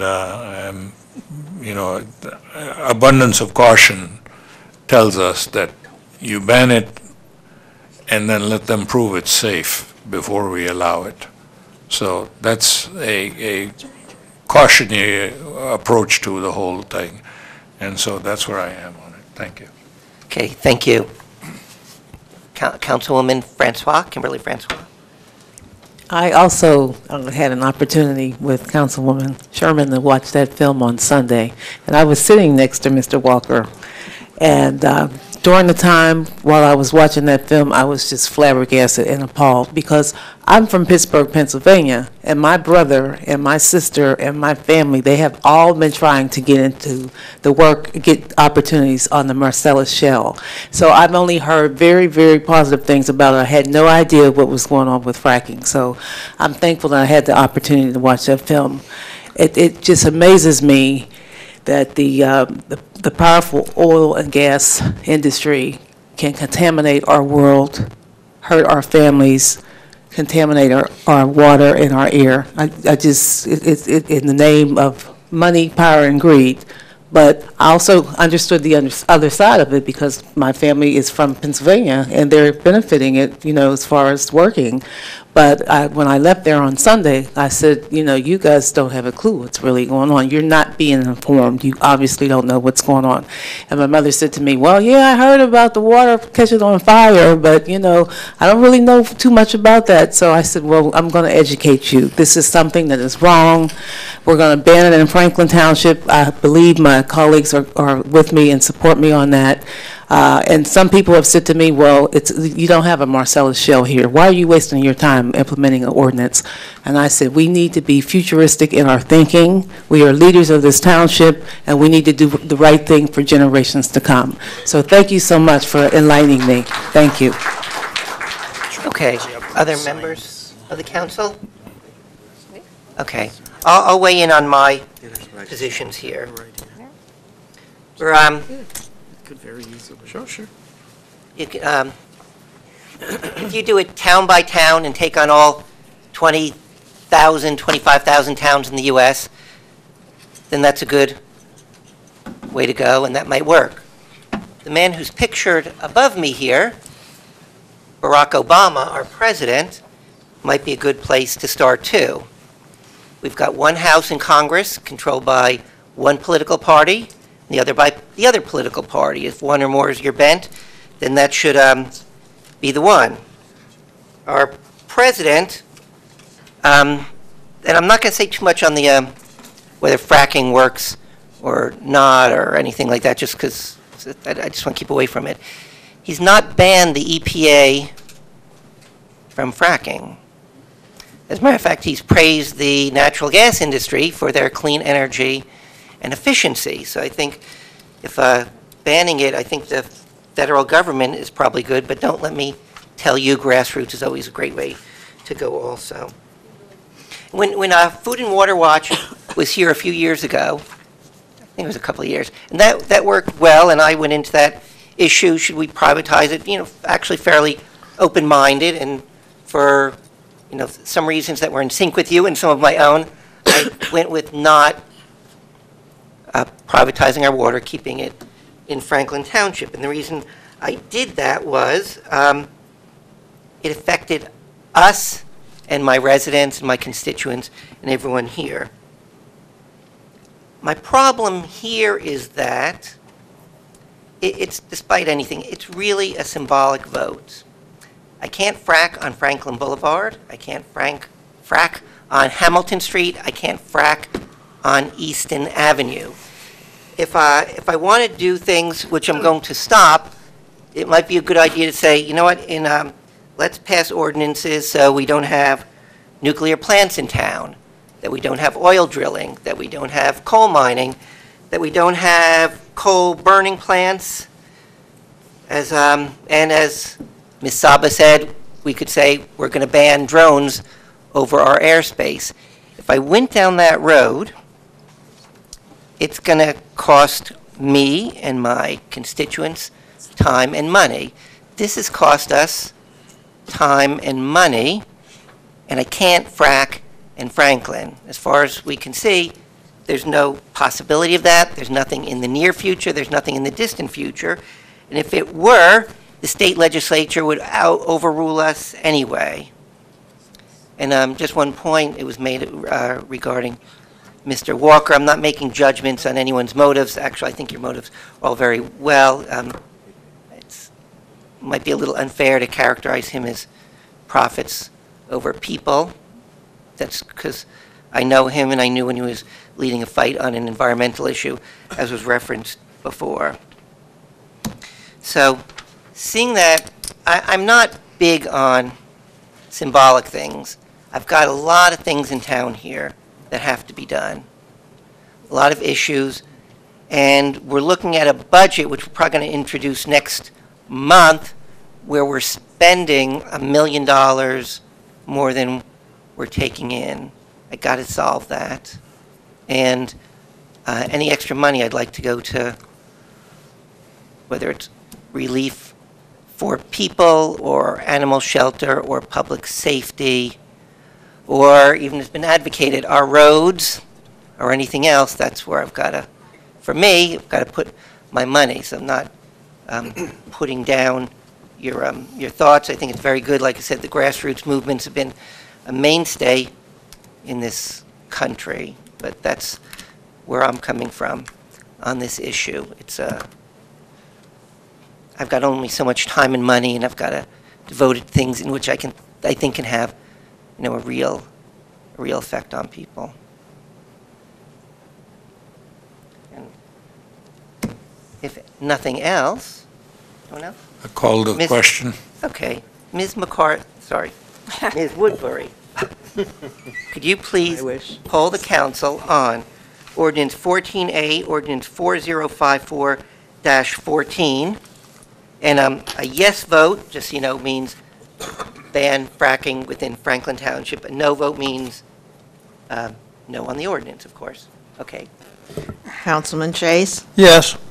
Councilwoman Francois? Yes. Councilman Kramer? Yes. Mayor Levine? No.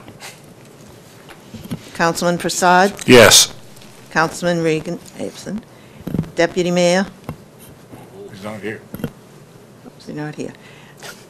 This is old. Councilwoman Sherman? Yes. Councilman Vasanella? Yes.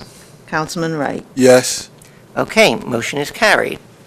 Thank you very much for your input. We now go back to where we were on the agenda. So again, I appreciate the input of everyone here and your heartfelt passion for various issues. So we go to item number 9, council comments. And I guess we'll start, I'm always forgetting. I think we're starting this way.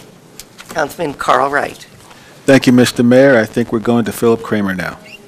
Okay, very well thought out. Councilman Phil Kramer. Canal Road closed for biking May 18th, and now we go to Councilman Chase. Councilman Ted Chase. I want to thank Mr. Tibbs for reminding me to contact Public Works through the manager about removing that stump to increase the space in the garden that can, the Naaman Williams Park Garden that can be cultivated. We have a note in the Township newsletter that will be coming out shortly about forming a community garden committee.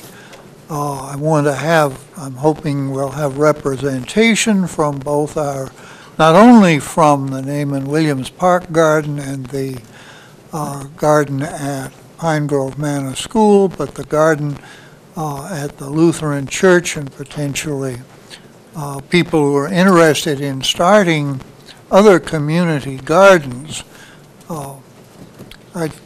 I conceive of this committee, which has been talked about in the Environmental Commission, as primarily a way to exchange information between the people using the various gardens and generally improving what they can do, and also assistance in getting some new community gardens started.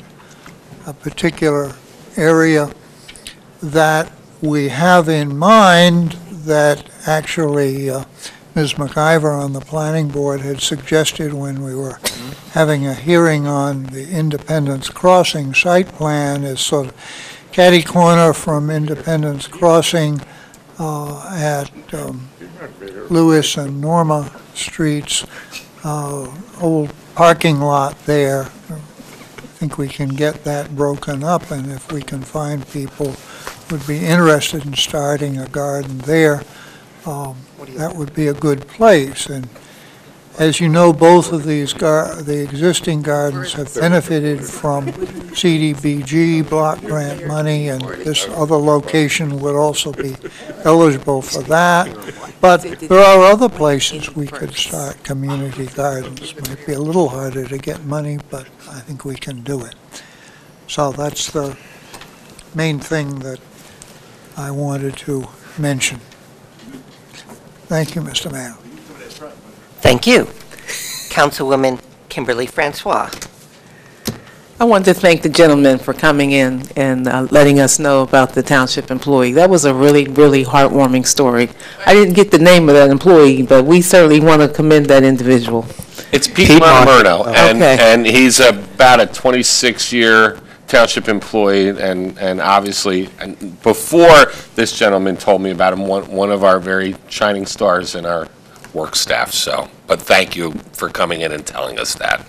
We need to hear more stories like that. We know we have wonderful employees, but it was very, very nice to hear you come in.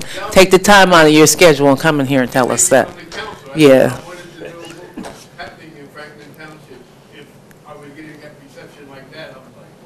And you're a newcomer to our town, so welcome, welcome.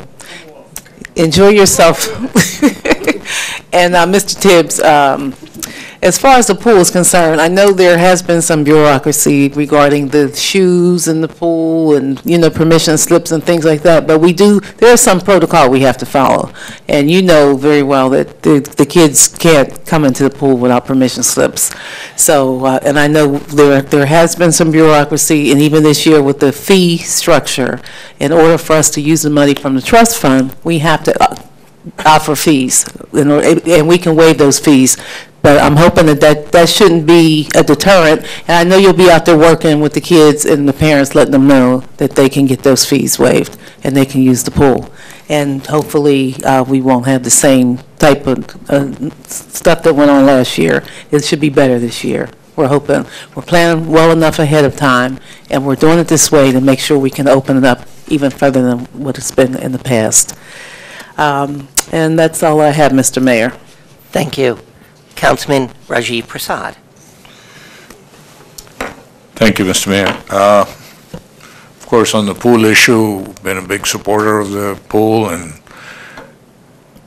it's actually a way of funding it, and that's all it is. So it's, in spite of the bureaucracy, actually the cost is going down, so just be aware of it. And I'm counting on you to go out and publicize the fact that they can get waivers, all right?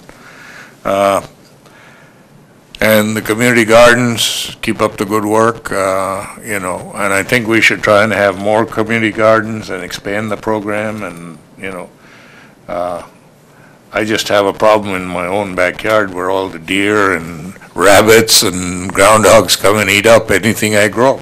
So I don't know how to protect myself. Even if you fence it, they burrow through it, and they come in and destroy it.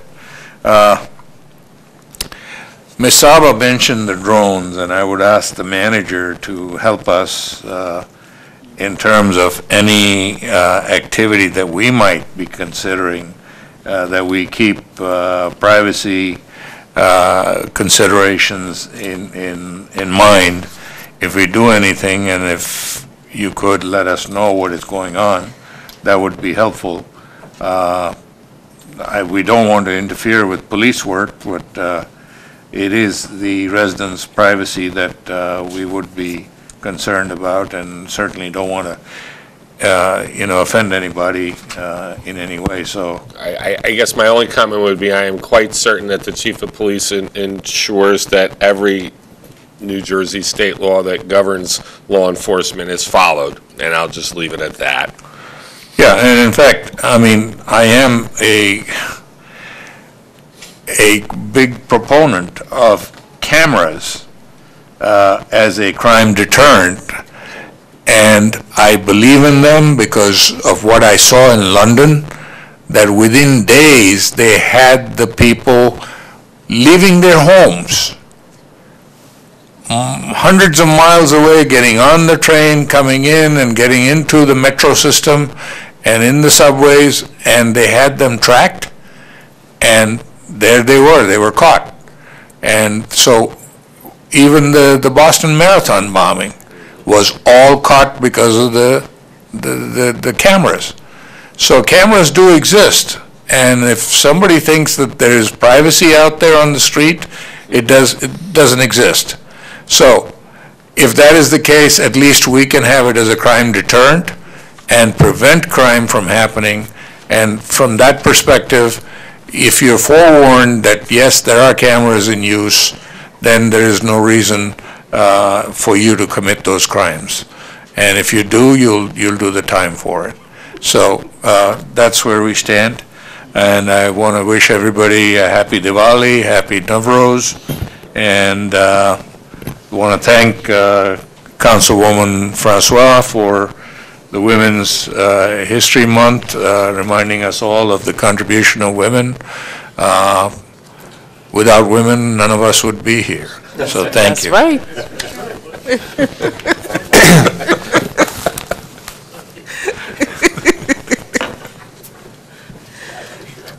Thank you. Councilman James Vassanella. Thank you. Just want to talk about the honeybee seminar for one moment and just thank the Environmental Commission for sponsoring it.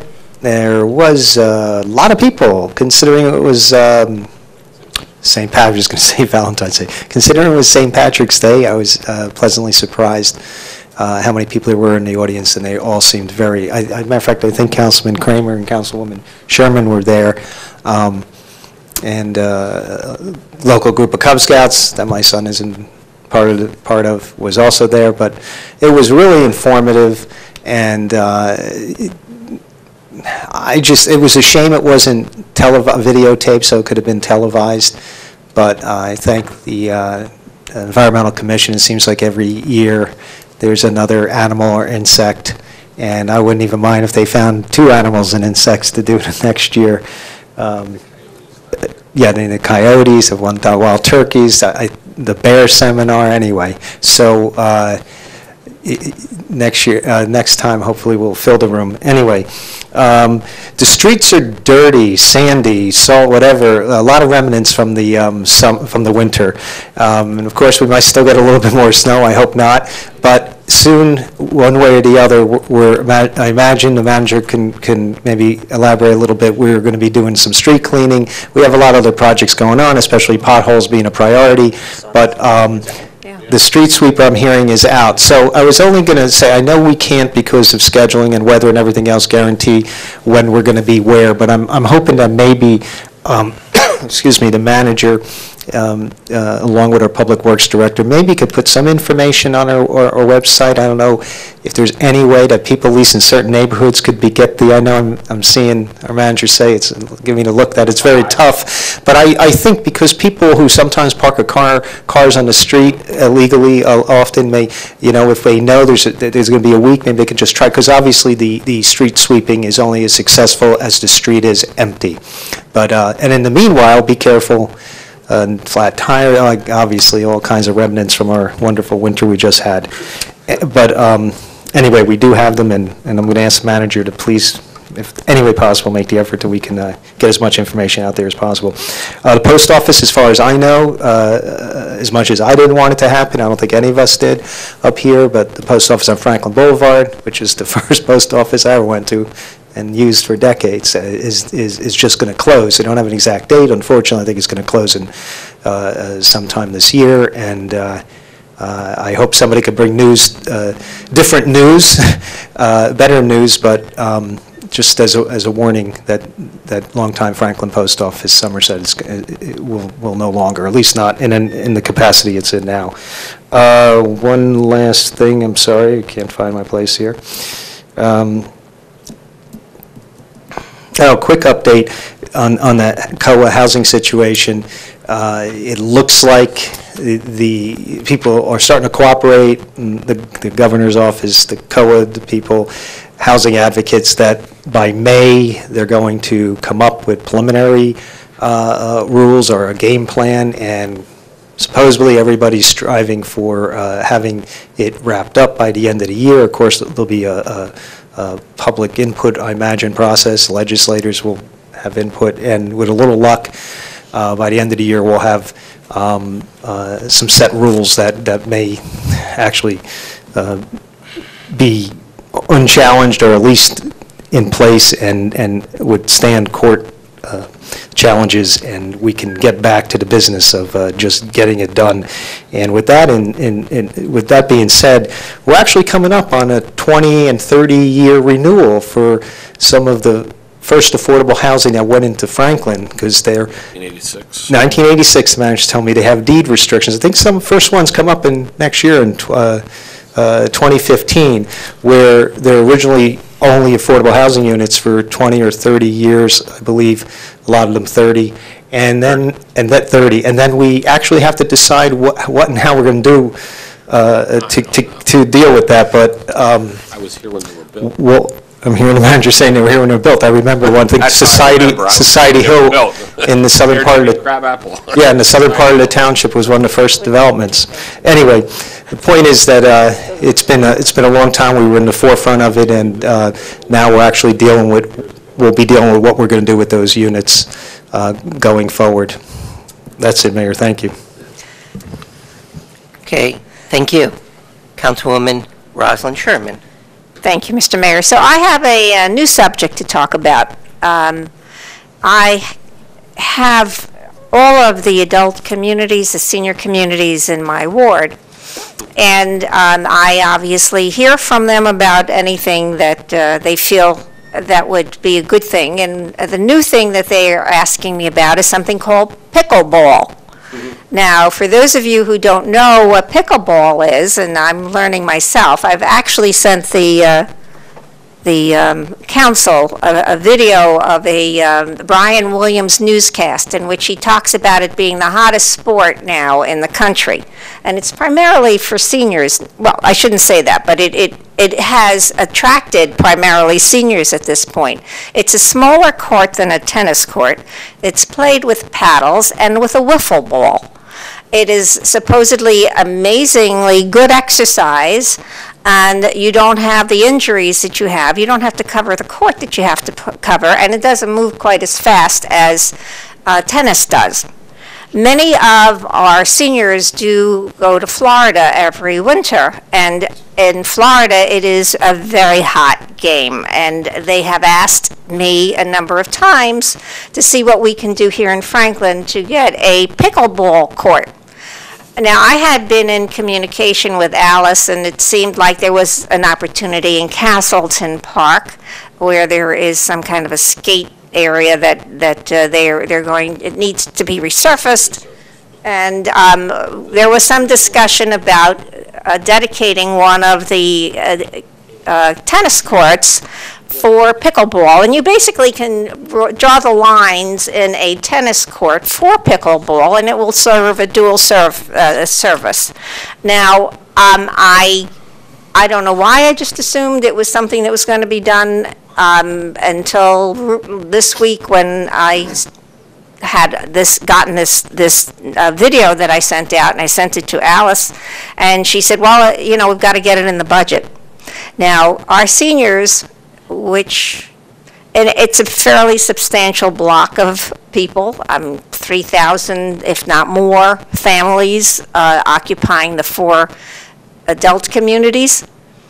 They don't have children in school, as they remind me every time I knock on their door when I am campaigning, and can I stop that? And obviously not. But the point is, they do pay taxes, and they pay them for services that they don't get. They're not alone in that, I understand. They very rarely ask for something of this nature. And I would like to ask that there be some kind of priority given to putting a pickleball court in Franklin for our senior community. We don't know how many will use it yet, but with 3,000 families here and enough of them going to Florida over the winter, I think that when the snowbirds start teaching the cold geese up here about pickleball, we're going to have a demand for it in Franklin. So I don't know how to move this forward. I just wanted to ask what we can do to make sure we get that into the budget for our recreation department. Do we have some suggestions? So my answer to that is that type of improvement in a park would be funded out of the trust as part of recreation, so it does not need to be included in the budget. We certainly have budgeted an amount of money in the open space budget for, and I'll call it the open space spending plan for 2014, and I'm sure that we can find the money for that, and I'll discuss that with Alice. That would be wonderful. You'll be a very popular person with the adult community, so thank you very much. I will let them know that we are giving it some very serious consideration. I do have a couple of other quick things I just wanted to talk about, and I have to say that beekeeper presentation was amazing. I was enthralled by it. If humans acted anywhere near as cooperatively as bees did, we would be in so much better shape, and fracking would be not a big issue.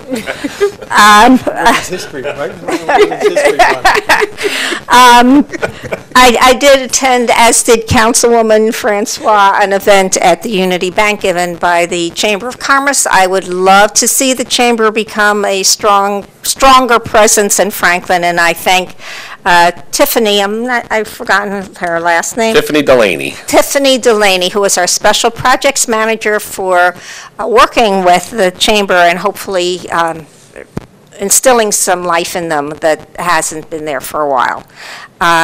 I also did attend an interfaith council meeting, which hopefully will resurrect itself. I primarily went there to assist a constituent who is having some issues. She's from Kenya.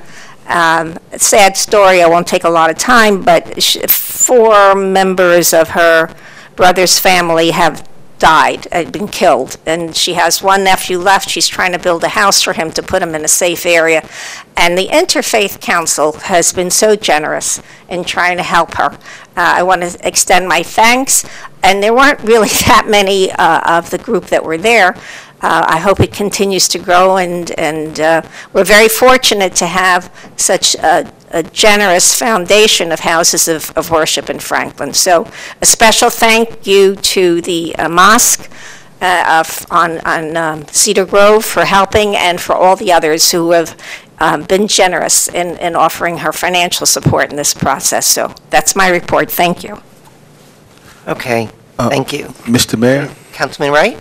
Just 2 seconds, because I think the township go ahead. manager can fill us in on the blanks on this one. Just so everyone knows, about the post office on Franklin Boulevard, we did have a conference call with our Congressman, Rush Holt. We did. And with someone from the post office, I believe.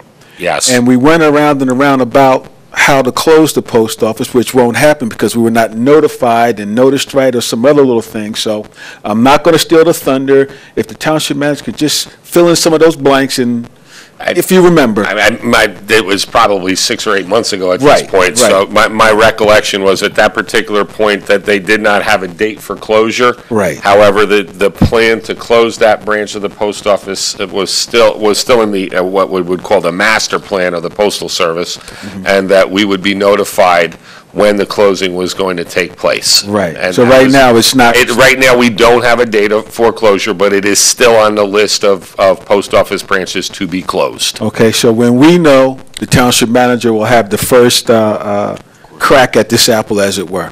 Thank you. Mr. Mayor. Yes, Councilwoman Sherman. I'm sorry, I forgot the Cultural Arts Council. My goodness, how could I have done that?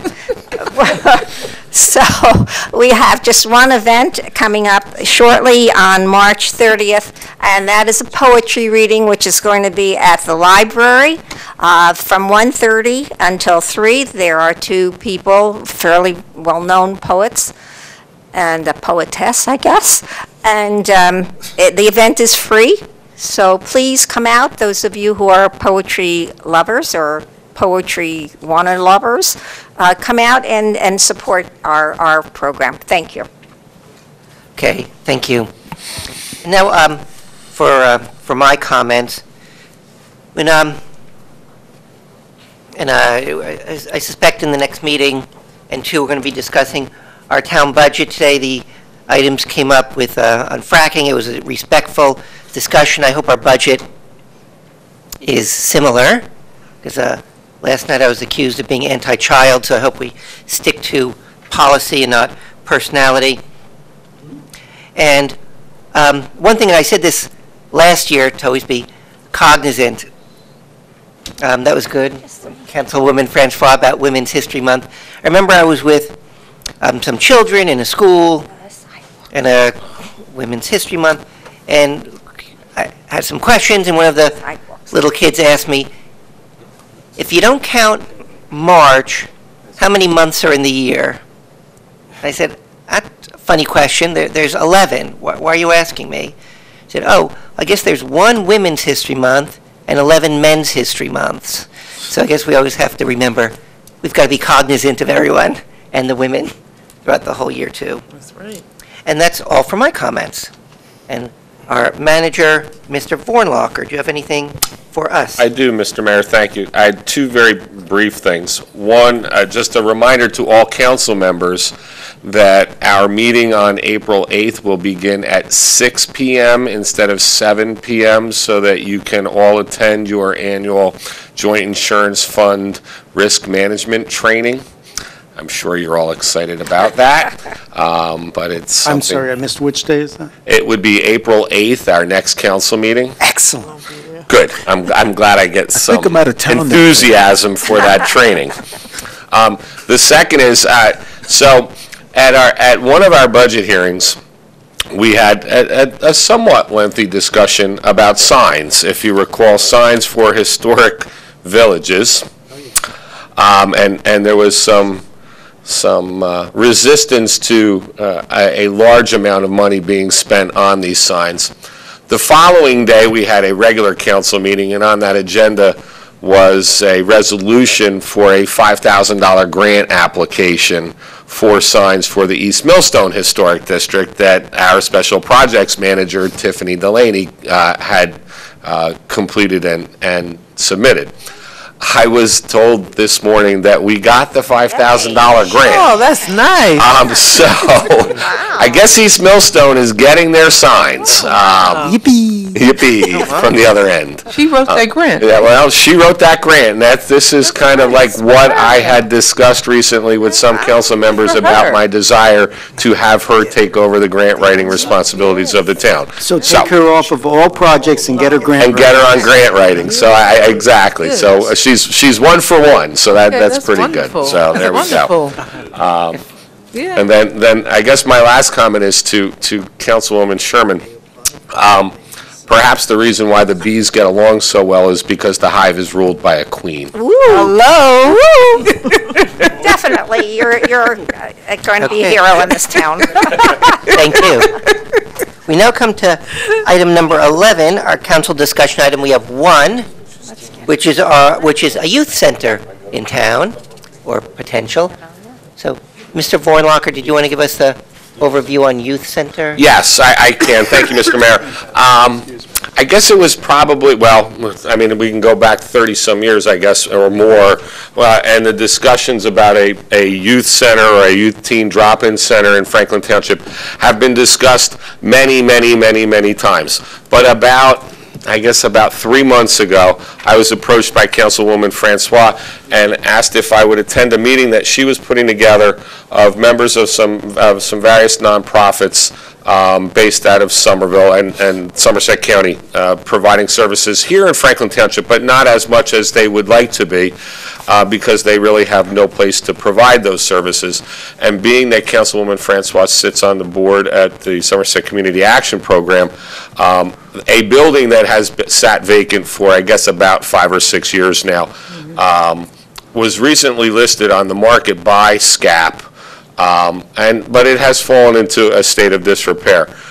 There were several meetings that were organized by Councilwoman Francois. I attended along with Tiffany and the members of several of the agencies that would be involved here. And we've gone on tours of the building. I got Mr. Lupo, our construction official, to do a tour of the building as well. Like I said, the building is in a great state of disrepair. I have estimates that are and I almost hesitate to say these numbers because even the construction official has said, this is just on a walkthrough that took about a half an hour, 45 minutes.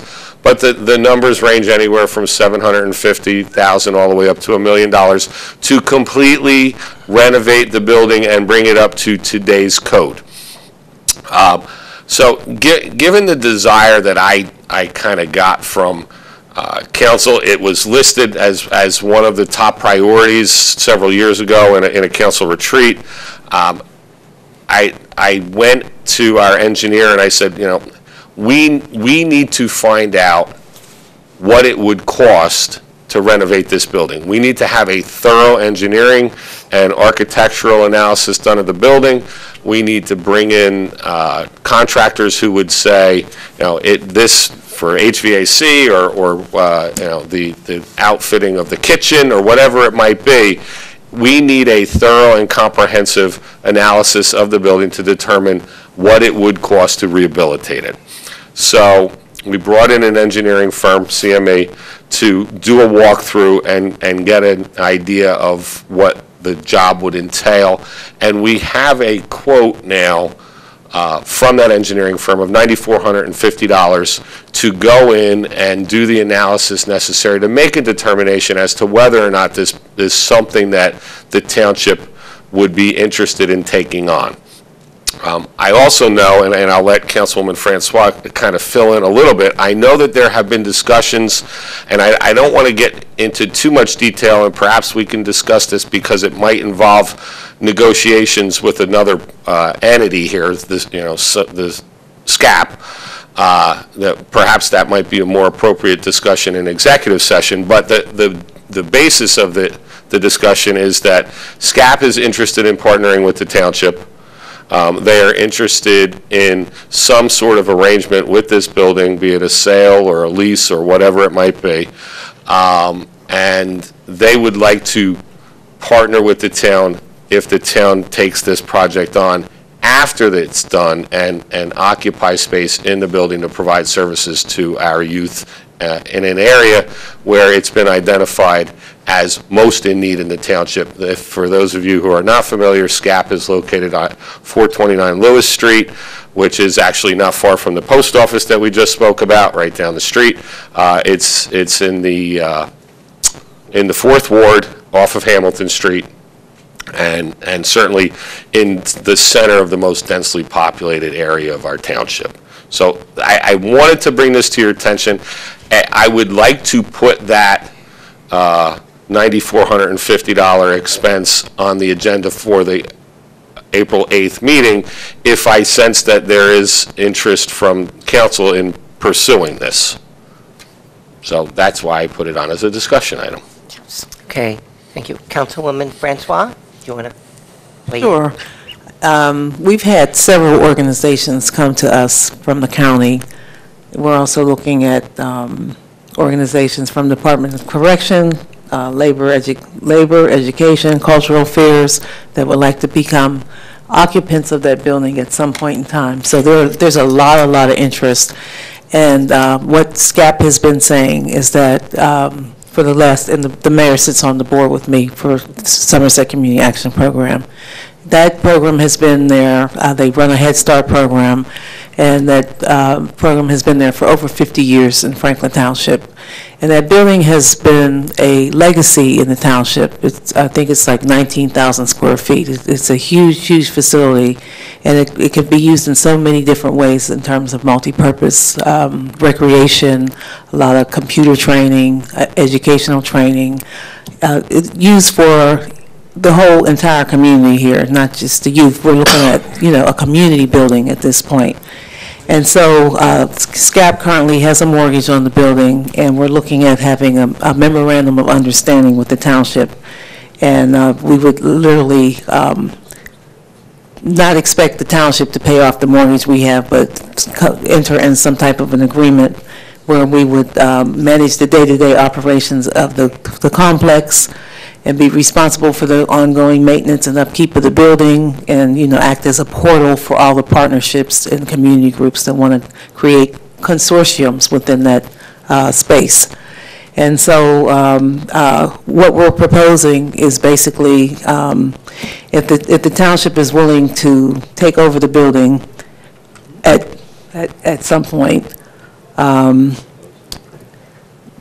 township should know the actual structural composition of the building and what it's undertaking. So that's the $9,400 that the township manager was talking about, doing a structural engineering study. So that's pretty much where we're at. We've been having a lot of conversation. There's a huge community groundswell. This is something we've been talking about for ever since I can remember living in the Franklin Township, that we need a youth center, and not just for at-risk youth, but for all the youth, for the community.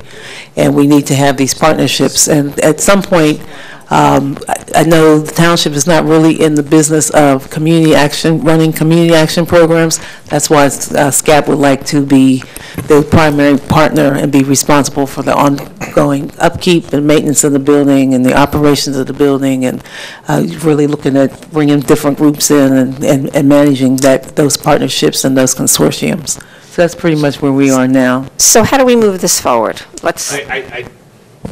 My goal here was to have council hear that what you know, as a body, what's happened so far, and so that when this is on the agenda for the next meeting, you'll know what it's about. I didn't, you know, this is one of those things that, because it has not been discussed by council as a whole, and it really has not been discussed at any great length at any of your committee meetings, I thought that, you know, rather than just put it blindly on an agenda, that you should all hear what has happened up to this point, so you understand when it's on the agenda what it's all about. Okay, and do you know when that might happen? My goal is to have it on the April 8th agenda. Okay, good.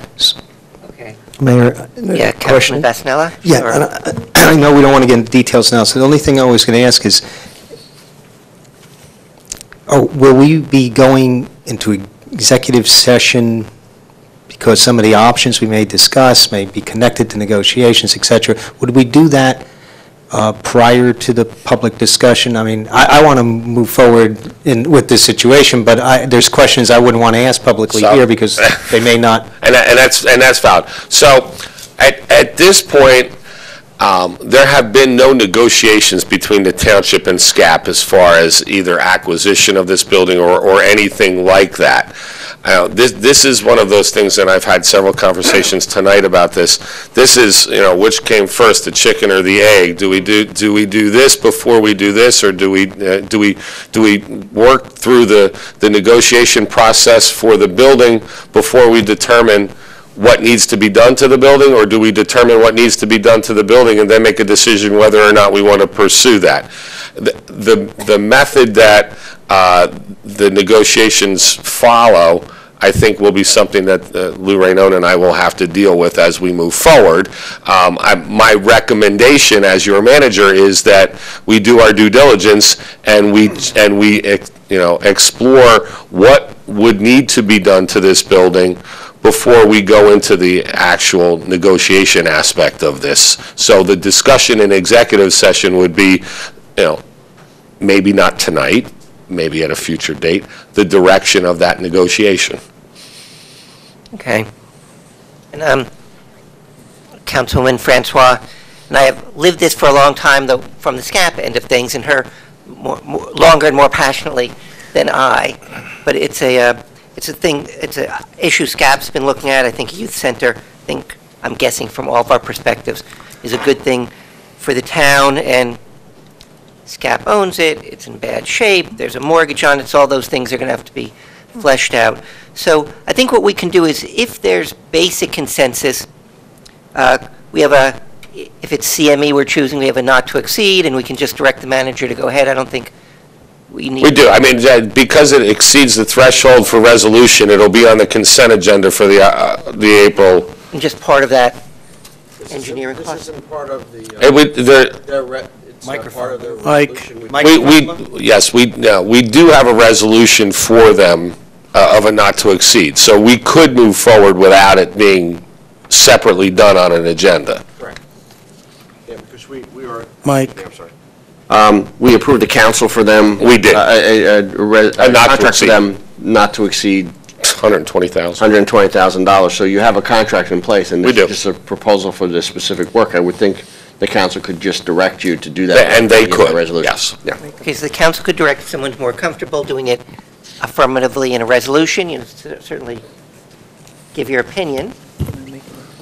Mr. Mayor? Councilman Kramer? Mr. Yeah, Mayor? where's, And then Councilman Prasad? Oh. Okay.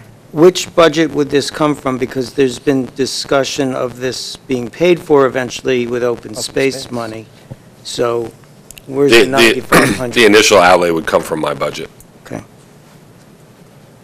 Councilman Prasad? Yeah, Mr. Mayor, I would,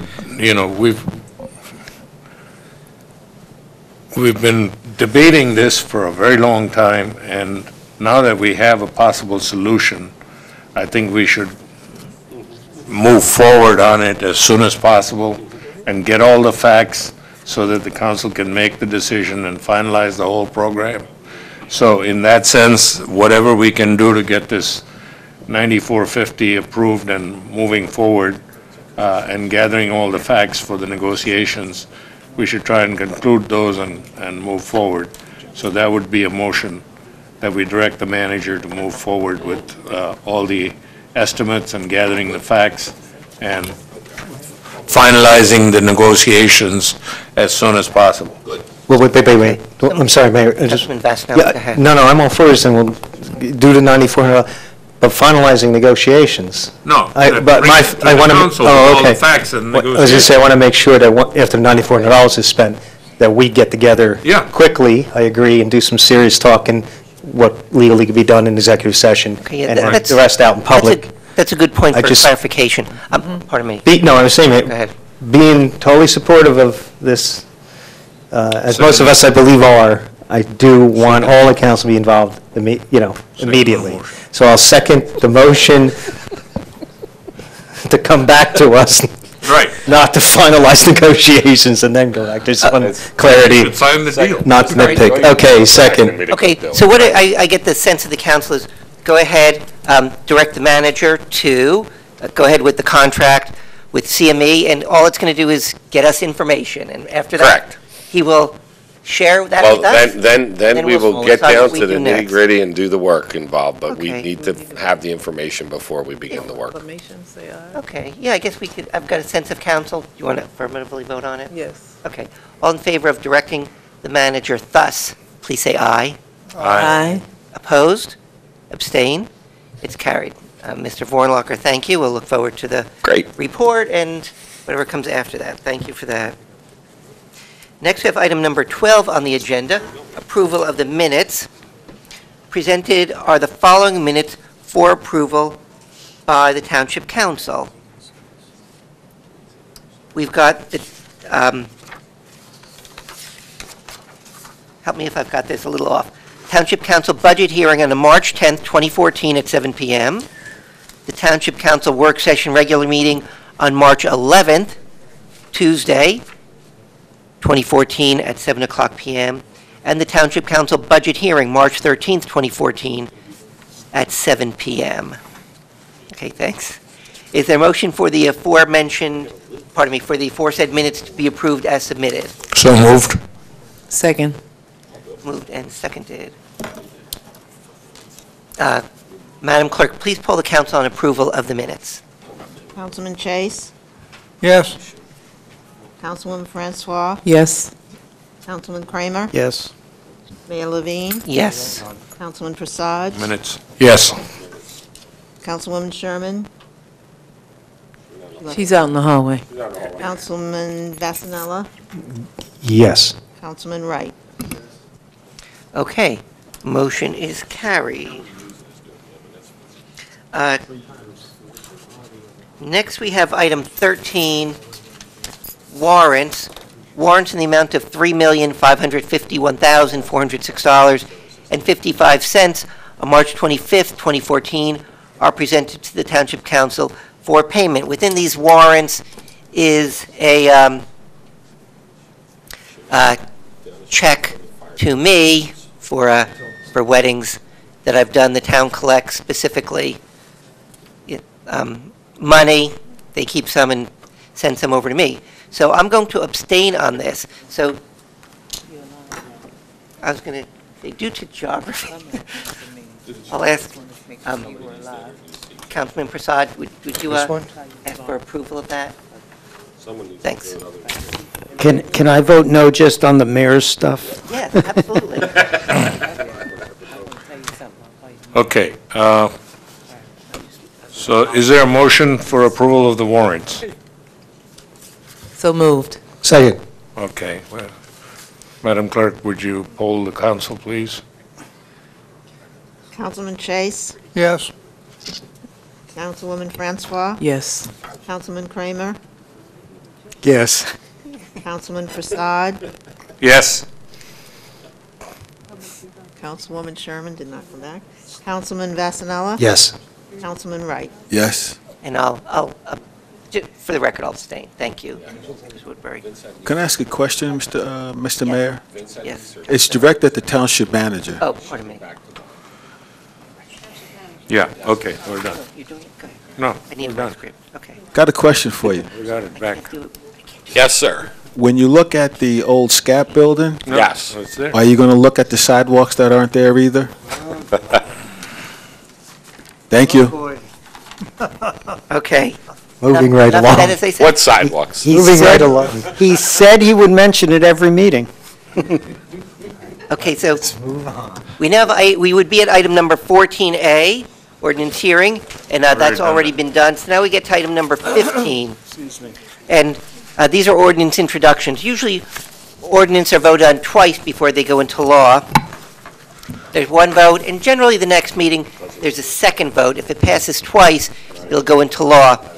At that second vote, we have a public hearing, like we just did on the hydraulic fracturing ordinance. So on these, it's ordinance introductions, and I'll tell you the date at which we're planning to have the second of these.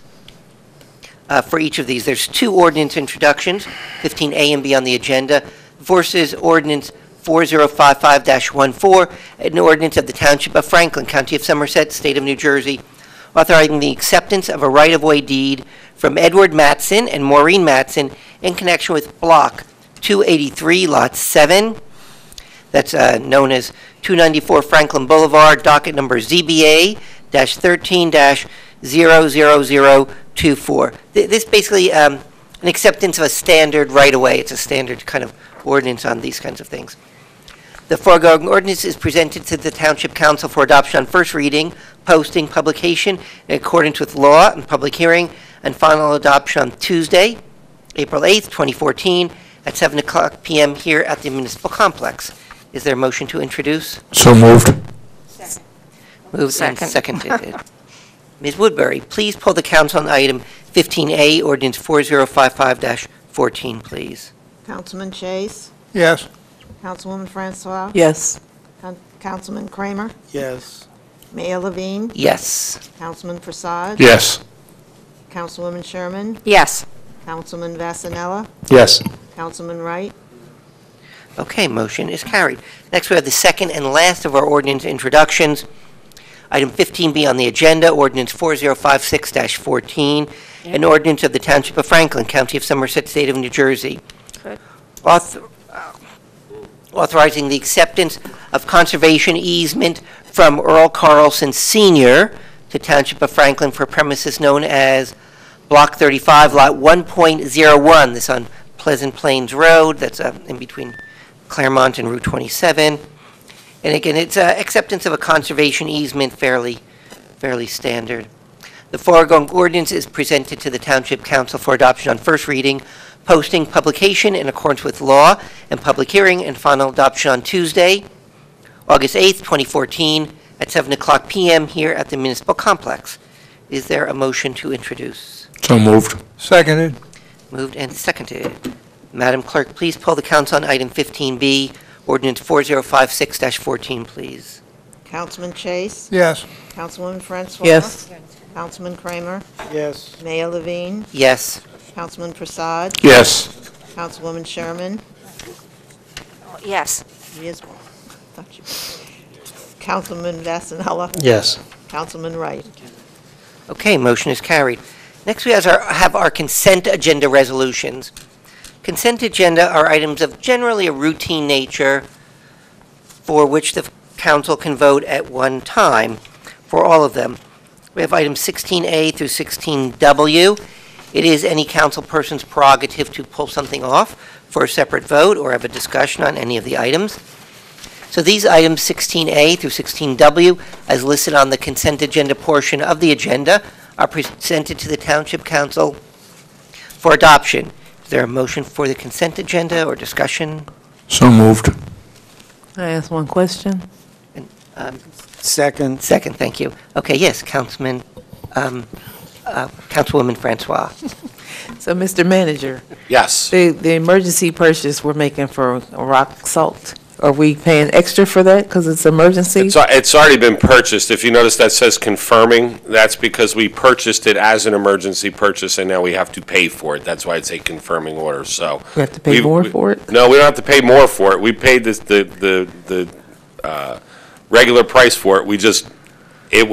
We had to get it from a different vendor, so it had to be done as an emergency purchase, and that's why it says that it's a confirmed. It just looks like a lot of money. Well, we spent I can tell you that we spent a lot of money on salt this year. That's crazy. We spending any more tonight? I sure hope not, Councilman.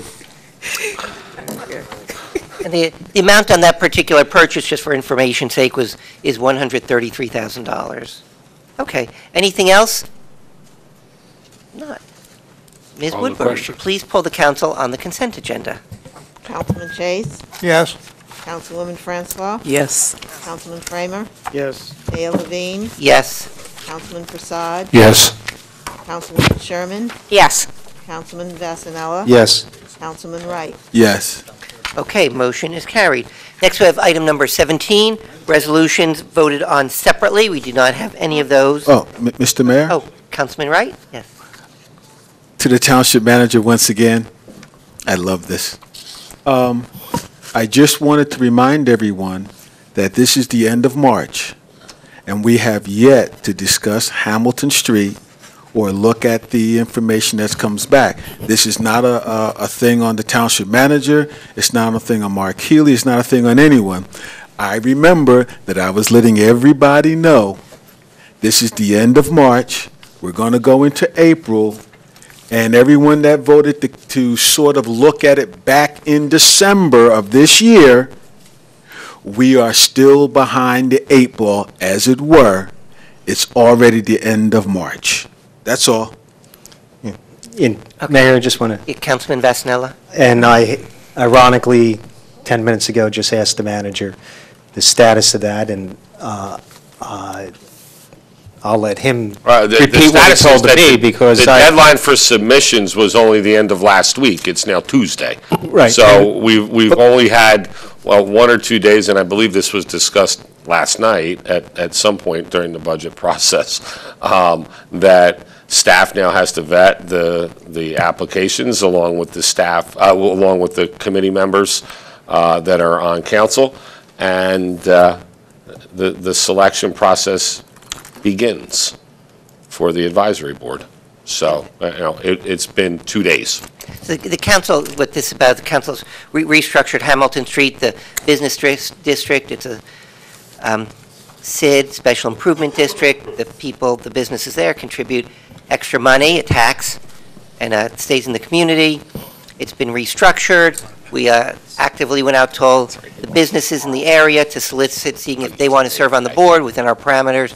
That's what was being asked. Mr. Vornlocker said those applications came in by the end of next week, and now our staff and the committee regarding Hamilton Street have to vet it and bring it to the council for a final vote, which we'll see soon. And Mr. Mayor, just as a Vornlocker. point, also on the consent agenda, I draw your attention to letter R, which is Resolution 14-174, which it was the permission for the dedication by rider for the Special Improvement District funds. The other thing that we need to be able to do is utilize the money that is currently being collected as the tax. So that's the mechanism by which we will be able to do that. So that's the other thing you did tonight, so that we can get the ball rolling. Okay, thank you. So now we come to item number 18, old business, which is board and commission vacancies. We've got two pieces to this. A, 2014 board and commission vacancies. Does the council have any nominations for any boards or commissions? Okay, oh, Councilman Chase? Well, actually, I just wanted to call people's attention to B, appointment of Carl Hauk to various boards, replacing Victor Stevens. One of these would be the Green Team for Sustainable Jersey. Sometime in the near future, I will ask council to pass a resolution reaffirming support for the Green Team and perhaps making other appointments to it. For instance, Fran Varacalli, our open space consultant, because we're hoping to apply for silver certification this year. We have to keep up with the things we've already gotten credit for, and one thing apparently we have to do is get a renewal of support from the council for the Green Team, and this appointing Carl Hauk is a sort of a first step in that. Okay, thank you. Are there any other board and commission vacancies on A? If not, then on B, as Councilman Chase alluded, our Carl Hauk, who's one of our engineers, is now in charge of Public Works, and our Public Works Director was on various committees. That's in the resolution. So do we have to vote on this? I think, okay. So we can, you can either delineate it, or I guess reference the resolution for all of his positions. Is there a nomination? We reference the delineation and nominate Carl Hauk to all those boards. Okay, good. That's my motion. Second it. Second. Okay, any other nominations? Okay. All in favor of Mr. Hauk for those various boards, please say aye. Aye. Aye. Opposed? Abstained? Motion is carried. Thank you for that. Thanks to Mr. Hauk, our new Public Works Director. Next we have on the, we did not have an executive session listed on our agenda, but there is one we're going to have. Executive sessions when the council can meet in private. There's usually only a few areas, such as contract negotiation, attorney-client privilege, personnel. When the subject of that executive session no longer needs to be made private, those minutes will be made public. So we have one item we're adding. It's a resolution regarding PBA contract negotiations. Is there a motion for that resolution? So moved. Second. Moved and seconded. Ms. Woodbury, could you please poll the council on the resolution for executive session? Councilman Chase? I feel like voting against, but yes. I thought we were done too. Yes. Councilwoman Francois? Yes. Councilman Kramer? Yes. Mayor Levine? Yes. Councilman Prasad? Yes. Councilwoman Sherman? Yes. Councilman Vasanella? Yes. Councilman Wright? Say yes. Carl, yes. Yes. Okay, motion is carried. We're going to go into executive session. I am told that this should be about 5 minutes. We're just getting informed. So what's going to happen is we're going to go into executive session now. When we come out of executive session, we're only going to do two things. One will be to vote to come out of executive session, and the other thing will be to vote to adjourn the meeting. So therefore, we're going to stop our video at this point. Thank you very much. Happy springtime, and we will see you soon.